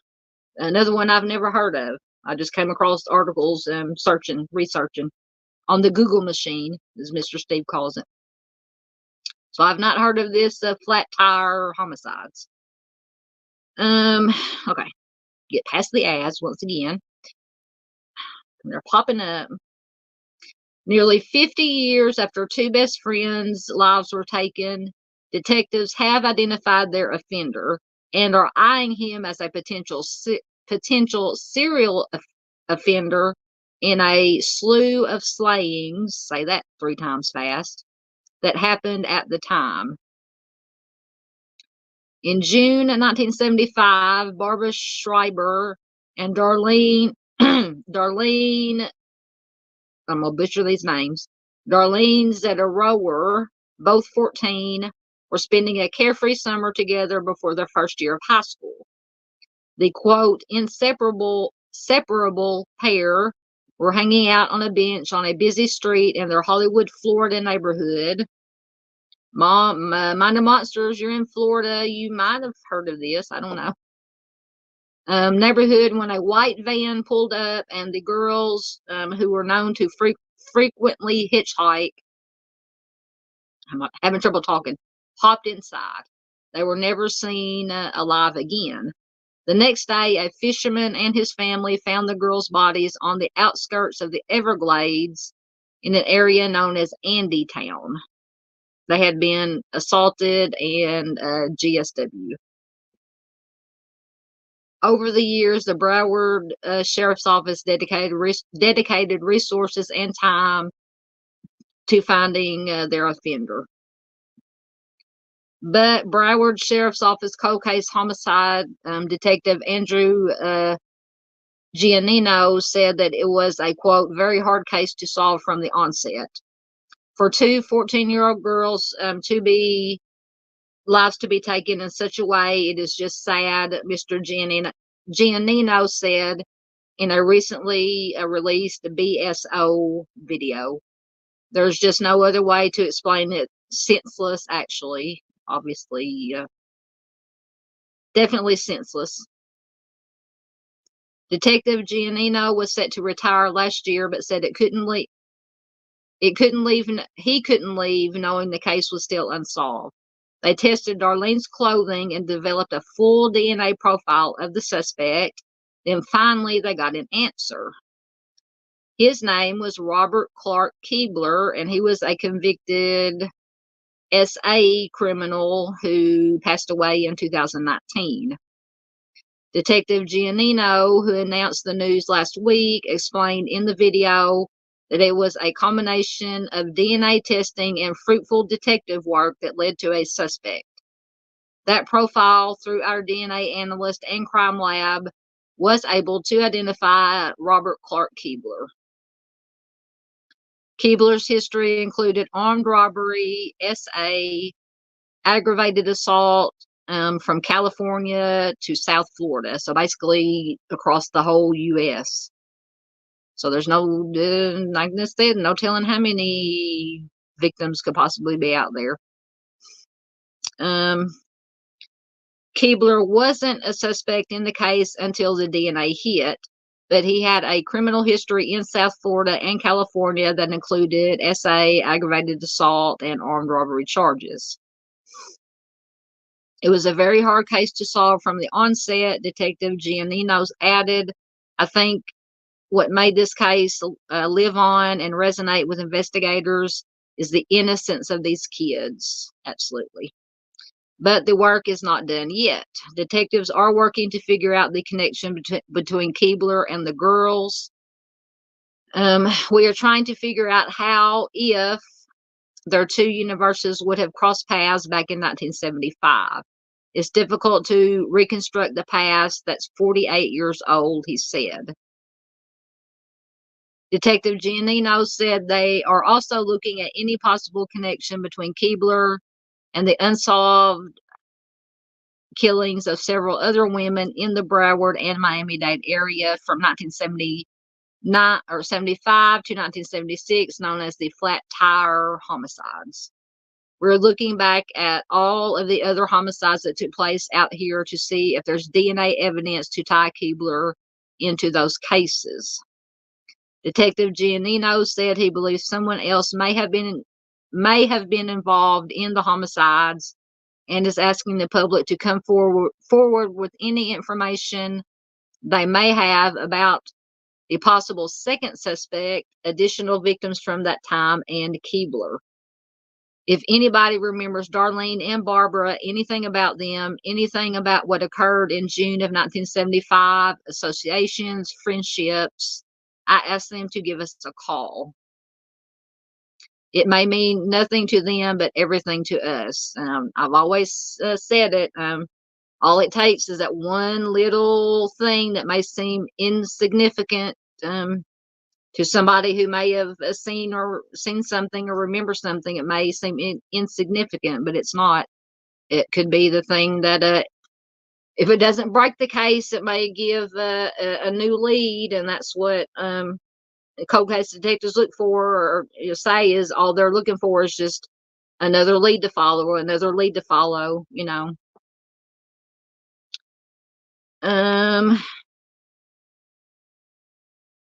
a long article. Gail Cavacho was a friend of the girls. She told detectives if it weren't for her father, she might have ended up a victim too. Miss Cavaco said she recalls seeing Barbara and Darlene on the bench that day and the white van they got into, and said they asked her to come with them to someone's house, but her father said no. She says, I was scared for them because I didn't know what was going on, and thank God that I didn't follow up to go with them. It was hard, she added, speaking about how it affected everyone who knew them. It was really hard on all of us because our lives changed, she said. It's been many years, and I would love to see the closure.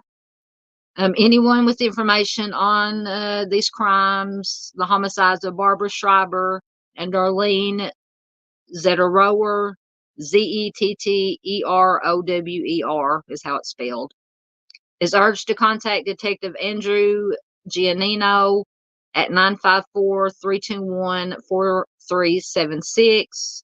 If you wish to remain anonymous, please contact Broward County Stoppers at 954-493-TIPS or browardcrimestoppers.org. So that was another one that I had not heard of. I hope I'm not the only one that hasn't heard of this one, the Flat Tire homicides. Marissa says, as long as LE law enforcement stick to the databases that they are allowed to access, it doesn't bother me. All of my family are uploaded to GEDmatch. 5 allow, LE, 6 don't. Yeah, I think I remember because my brother, at one point a few years ago, I have 2 younger brothers. My middle brother uploaded his DNA, which is our DNA, to one of the I can't remember. I don't know if it's Ancestry or whichever one. We pretty much know our heritage is, half Irish and on her dad's side, Irish on her dad's side, and on mom's side, it's a little bit of Native American on my grandfather's side, and German and European on my grandmother, my maternal grandmother.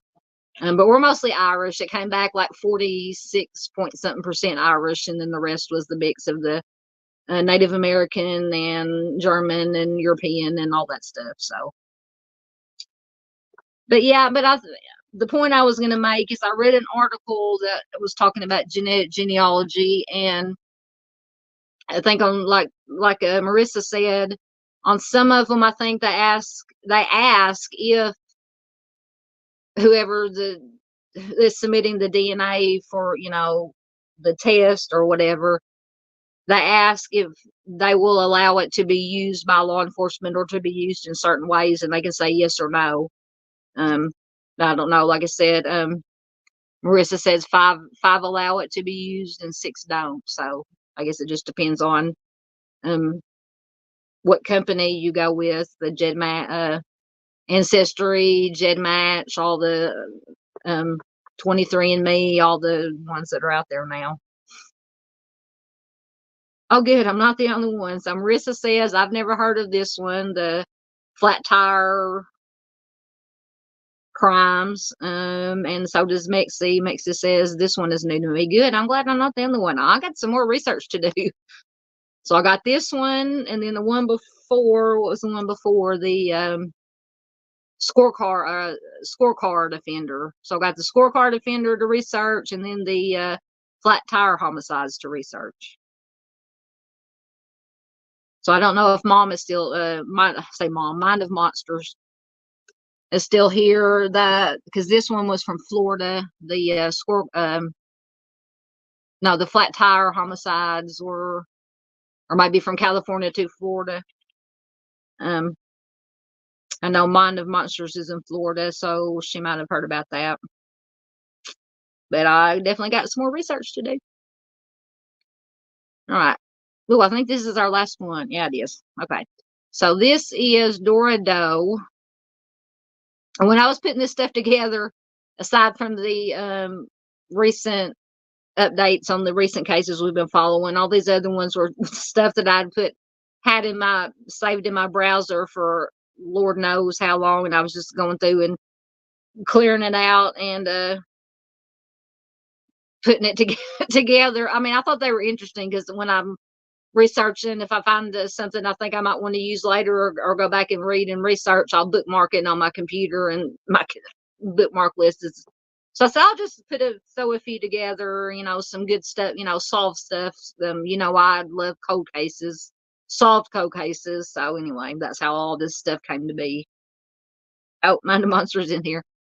You can call me Mom, and yes, I'm here. I had not heard of this one. Okay, well, good. I'm glad none of us have heard of it. Well, I'm not glad that. I'm glad I'm not the only one that hadn't heard of both of these cases. So yeah, definitely got my research to do. All right, so while I was babbling once again, I should have been getting this other last one, Dora Doe, going. Oh, now I gotta find it.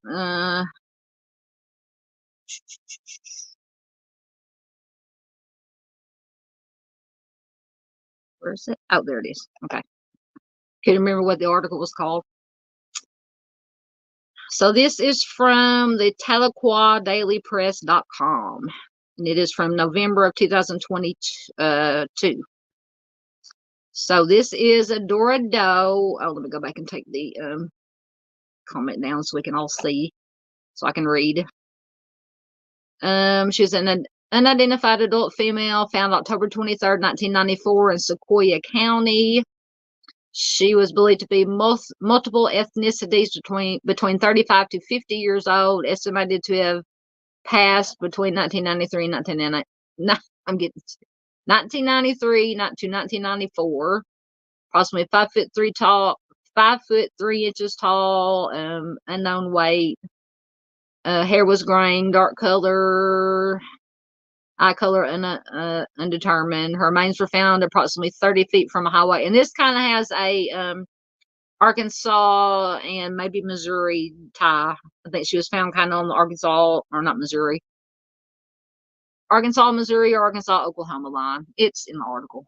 Anyway. She was mostly skeletal and many remains weren't found and no personal effects were found with her remains. So, the 28-year-old, so this one's 28 years old, homicide case of an unknown woman remains a mystery for those who are still looking for answers. On October 23rd, 1994, so trigger warning, I think I said trigger warning at the beginning for the whole video.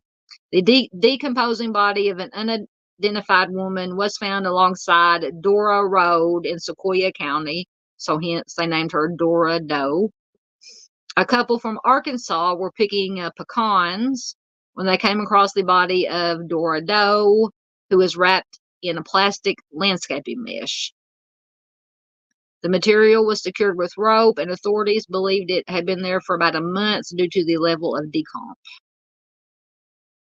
It was reported that, major trigger warning, it was reported that Dora Doe's head was found about 15 feet away from her body, and her heart and left lung were missing. That took a very dark turn. I remember, I read this article, but it had been a while, so I kind of forgot about that part. Sorry, guys. The Oklahoma State Bureau of Investigation has continued working diligently ever since to identify the victim. The challenge is not being able to find out who took her life. As time has progressed, so has DNA technology, and forensic scientists were able to recreate Dora Doe's face using only DNA. So that is the recreation you see there on the slide. The OSBI said several people have called in to report missing people who may or may not be the victim. Officials said Dora Doe had extensive dental work done, which has ruled her out as being one of the reported missing persons. A witness reported seeing a man dragging an object wrapped in black plastic into a wooded area near where Dora Doe's body was found. The witness said the man drove a blue 1990s model Chevy Blazer with an Arkansas state tag. It is believed that Dora Doe was from the Fort Smith area, which Fort Smith is in Arkansas, but it's right on the Oklahoma line. And her passing may have been connected to the 1995 homicide of Ruth Henderson. Yes, okay. Who was life was taken by serial offender Charles Ray Vines. So Charles Ray Vines is is now deceased, but he is suspected Arkansas serial offender. So, but that claim was never proven, and the case remains open. So it's never proven that it was related to Charles Ray Vines. Dora Doe was related to Charles Ray Vines. No COD was ever determined by the ME's office. Anyone with information on the case is asked to call or email the OSBI at 800-522-8017 or tips@osbi.ok.gov. Woo, all right, we made it through that, guys.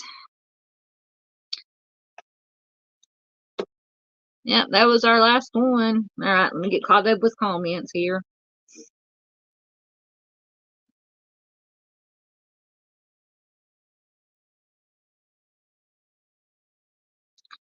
So Mexi says there was an SK in Florida I'd never heard of. I think they called him the Hog Trail.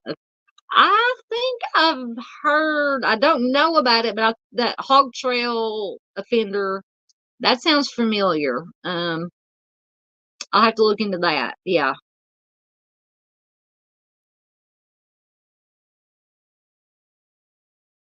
Mexi says, was this on Unsolved Mysteries? Are you talking about Dora Doe or a different case?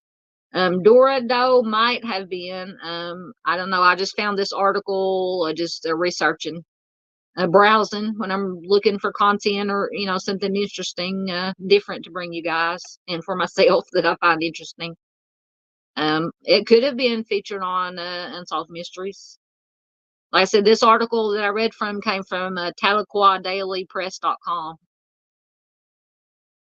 So it quite possibly, are they doing, I think, because back in the day, in the 80s when I was growing up, I watched the original Unsolved Mysteries with, what's his name, Robert Stack.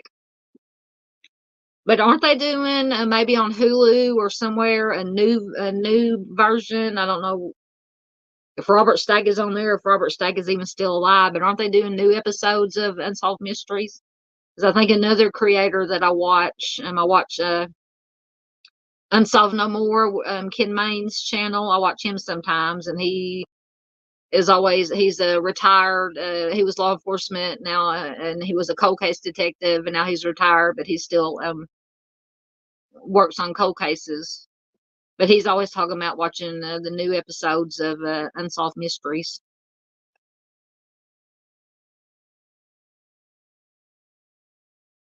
Yeah, that's true. That is a good point. Marissa said you would think they would have graying hair on Dora Doe to match with the description. Yeah, that's what, because the description did say graying hair. I'm trying to go back. Yeah, graying hair and dental work. They couldn't determine the color of the eyes and something else. I'm trying to go back to the article. But yeah, they definitely have her. Let me go back to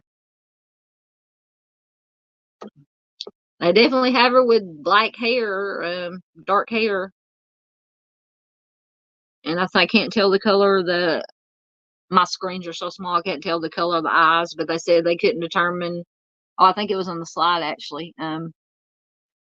Multiple ethnicities between 35 to 50, approximately 5'3", unknown weight. Hair was graying, dark color. That doesn't make any sense. It's either graying or it's dark, or it's like mine. It's, if you see salt and pepper, I look like Bride of Frankenstein. I've got the gray. But yeah, I would have made it more like salt and pepper, or with some gray in it if it was graying dark. Said eye color unable to be determined. So yeah, it's a valid point, Miss Marissa.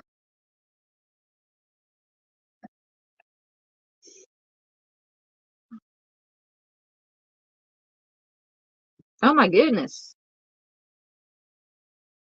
Okay, I'm gonna get to Mind the Monsters because that took me off guard. It makes it sad that she watched the OG.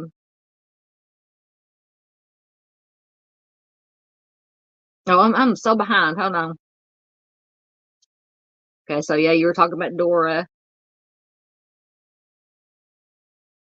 Makes it say she just dated herself. Hey, I watched the you call the OG Unsolved Mysteries. I love me some Unsolved Mysteries and some Robert Stack. I think I had a kind of crush on him back then.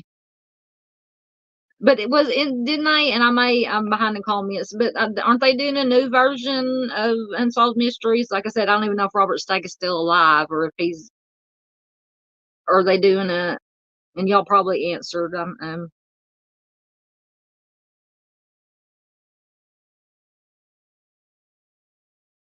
You said, oh, maybe you meant Marissa. Okay. Makes it said they should definitely do an updated one. You said Melissa, I'm assuming you meant Marissa. With the tech, makes it say with the tech that we have now. So let me get to this Mind of Monsters. Mom called it or comment that caught me off guard. Mom says my cousin was unalived by her son. Unsolved Mysteries featured her 2 days later. He confessed, I was the kid. I want to meet Robert Stack so bad. Oh my gosh, I'm so sorry. Thoughts, prayers, and good vibes. That is horrible. That I'm so sorry. I mean that you had a family member that you lost to violent crime. I can't imagine. I mean it's hard enough losing a family member just to natural causes or to accident. Because my dad over 20 years ago now. My dad was killed in a car accident. But I can't imagine losing a family member or friend to a violent crime. I'm so sorry, Mom. Thoughts, prayers, and good vibes as always. But yeah, I love the OG. The OG is a Mexico called it the OG Unsolved Mysteries. I gotta look into the new ones if I'm not going completely crazy and imagining. But I know that, like I said, Ken Maines on Unsolved No More said that there were either new versions or updated versions of old episodes or something that he watches, and that's how he does cases.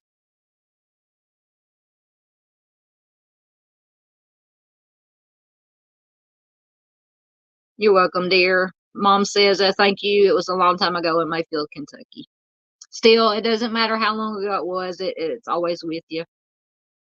Like I said, my dad passed away. It's been over 20 years now, and it's still, you get teary-eyed right now thinking about it, but it always stays with you. It gets a little bit, easier over time, but it's still there. Just got to remember the good times. That's what I do. All right, guys. Well, that was our last one, and it is 3.5 hours, and my voice is gone. Thank you so much, everybody, for coming in, sticking with me for 3.5 hours. Everybody, hold on, I'm trying to multitask for a second.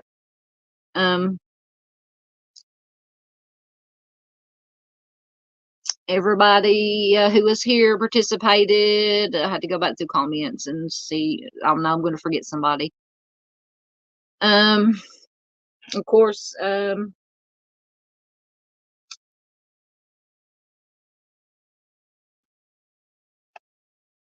makes his sin. I can't read it. Oh, makes his sin the sunshine.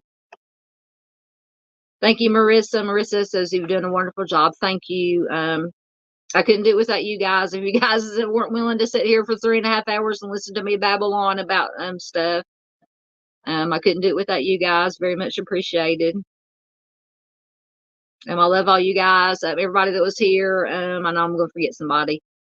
Dandy, Mom, Mexie, Dave was popped in. Junior popped in. Perry was here earlier. Marissa, our new friend Marissa, thank you for jumping over here from True Crime Web. We hope to have you back. Very, very good to have you here. Who else was here? And I apologize if I missed anybody. So many comments. I might start repeating myself. Dandy, I already said Dandy. Mexie, Michelle C popped in earlier. Dave, I mentioned Dave. I just don't want to forget anybody. If I missed anybody that was here in chat, I apologize. Thank you, everybody that was here. I think I'm about almost to the top of the. I think I got everybody. Oh, Christina Strife was here. Thank you, Christina. Who is Carolyn's sister, Unearthed Secrets. Check out Unearthed Secrets channel. Check out True Crime Web. Check out the Mom Crew. Check out the Think Tank. Check out Mind of Monsters. There's Michelle C. She was here. Honeybee was here. Honeybee popped in. Di was here. Junior. Jessica Nance popped in. That was a new name. I'm almost to the top, guys. You'll have to go back all the way back down to the bottom. Okay, I think I got everybody. Yep, I got everybody. So thank you. Let me work my way back down. Oops. Uh-oh. Almost went to the dumpster. Almost became a dumpster fire at the very end. Or it could have turned into a dumpster fire 3.5 hours ago and I just didn't realize it. Okay, let's see what you guys are saying. Thank you, Mom. Awesome live. You do amazing. Thank you so much. Hey, I'm just, like I said, I just As I say, I'm just a goofy woman who gets here and on here and talks about missing persons and cold cases and true crime, because that's my passion, missing persons. And Mexi just said Southern. What is that? I can't see. I'm looking on my computer screen. I can't read. Oh, Marissa is from Queensland, Australia. Good to know. Says I will be back. I may have to catch most on replay because I'm in Queensland. That's just fine, Marissa. We were so glad to have you here live. Yes, definitely watch replays. Any of my videos or past live streams. Thank you so much for joining our community. You're most welcome. We'd love to have you here. Thanks for dropping in.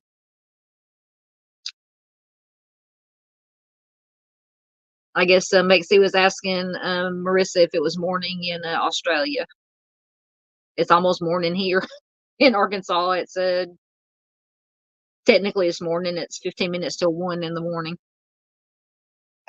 Yes, Mexi says, I hope you have a lovely day, Marissa. Yes, have a lovely day, everybody. Lovely rest of your day and night. Marissa says it's nearly 5 p.m. Sunday there. Oh, I think my computer's fixing to die on me.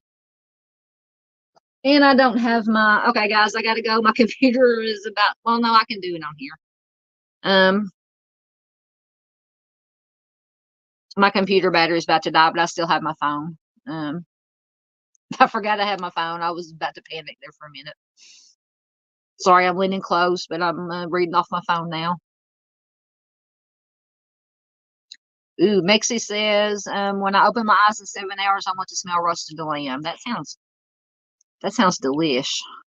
I'm hungry again, even after the big supper I had. All right, guys. Thank you so much, everybody that was here in chat, everybody who was here lurking, everybody watching on replay. Thank you once again for helping me surpass 500 subs. We just got to get them 3,000 watch hours, and then we can I can start the process of applying to get limited monetization, that's fine. I can get thank you, Marissa. Marissa says, have a great night's sleep and enjoy Sunday. You too, Marissa. Have a sleep or awake or whatever. You said it was Sunday or somebody, whatever. I don't even know what day it is now. Technically it's Sunday here. But thank you, Marissa. We love you, dear. Loved having you here. Welcome again. So we just got to get 3,000 watch hours. We made it past the 500 subs and 3,000 watch hours, or like 12 million shorts views, which will never happen. So we're working on we need to work on the 3,000 watch hours, and I can qualify to get super stickers, super chat, super thanks, that kind of stuff. So that's what we're going to shoot for, and then we'll just keep inching our way towards that 1,000. So we can do it, guys. We can do it as a yes. Mexi says, thank you, Mexi. I almost forgot. Don't forget to hit that thumbs up button. Yep. And notification, subscribe, and share. Yes, thank you, Mexi. Thank you, dear. All right, my voice is about gone. Thank you, everybody that was here. Everybody watching replay. Sorry, I'm doing stuff on my phone. I got to get back to where I was. And I will see you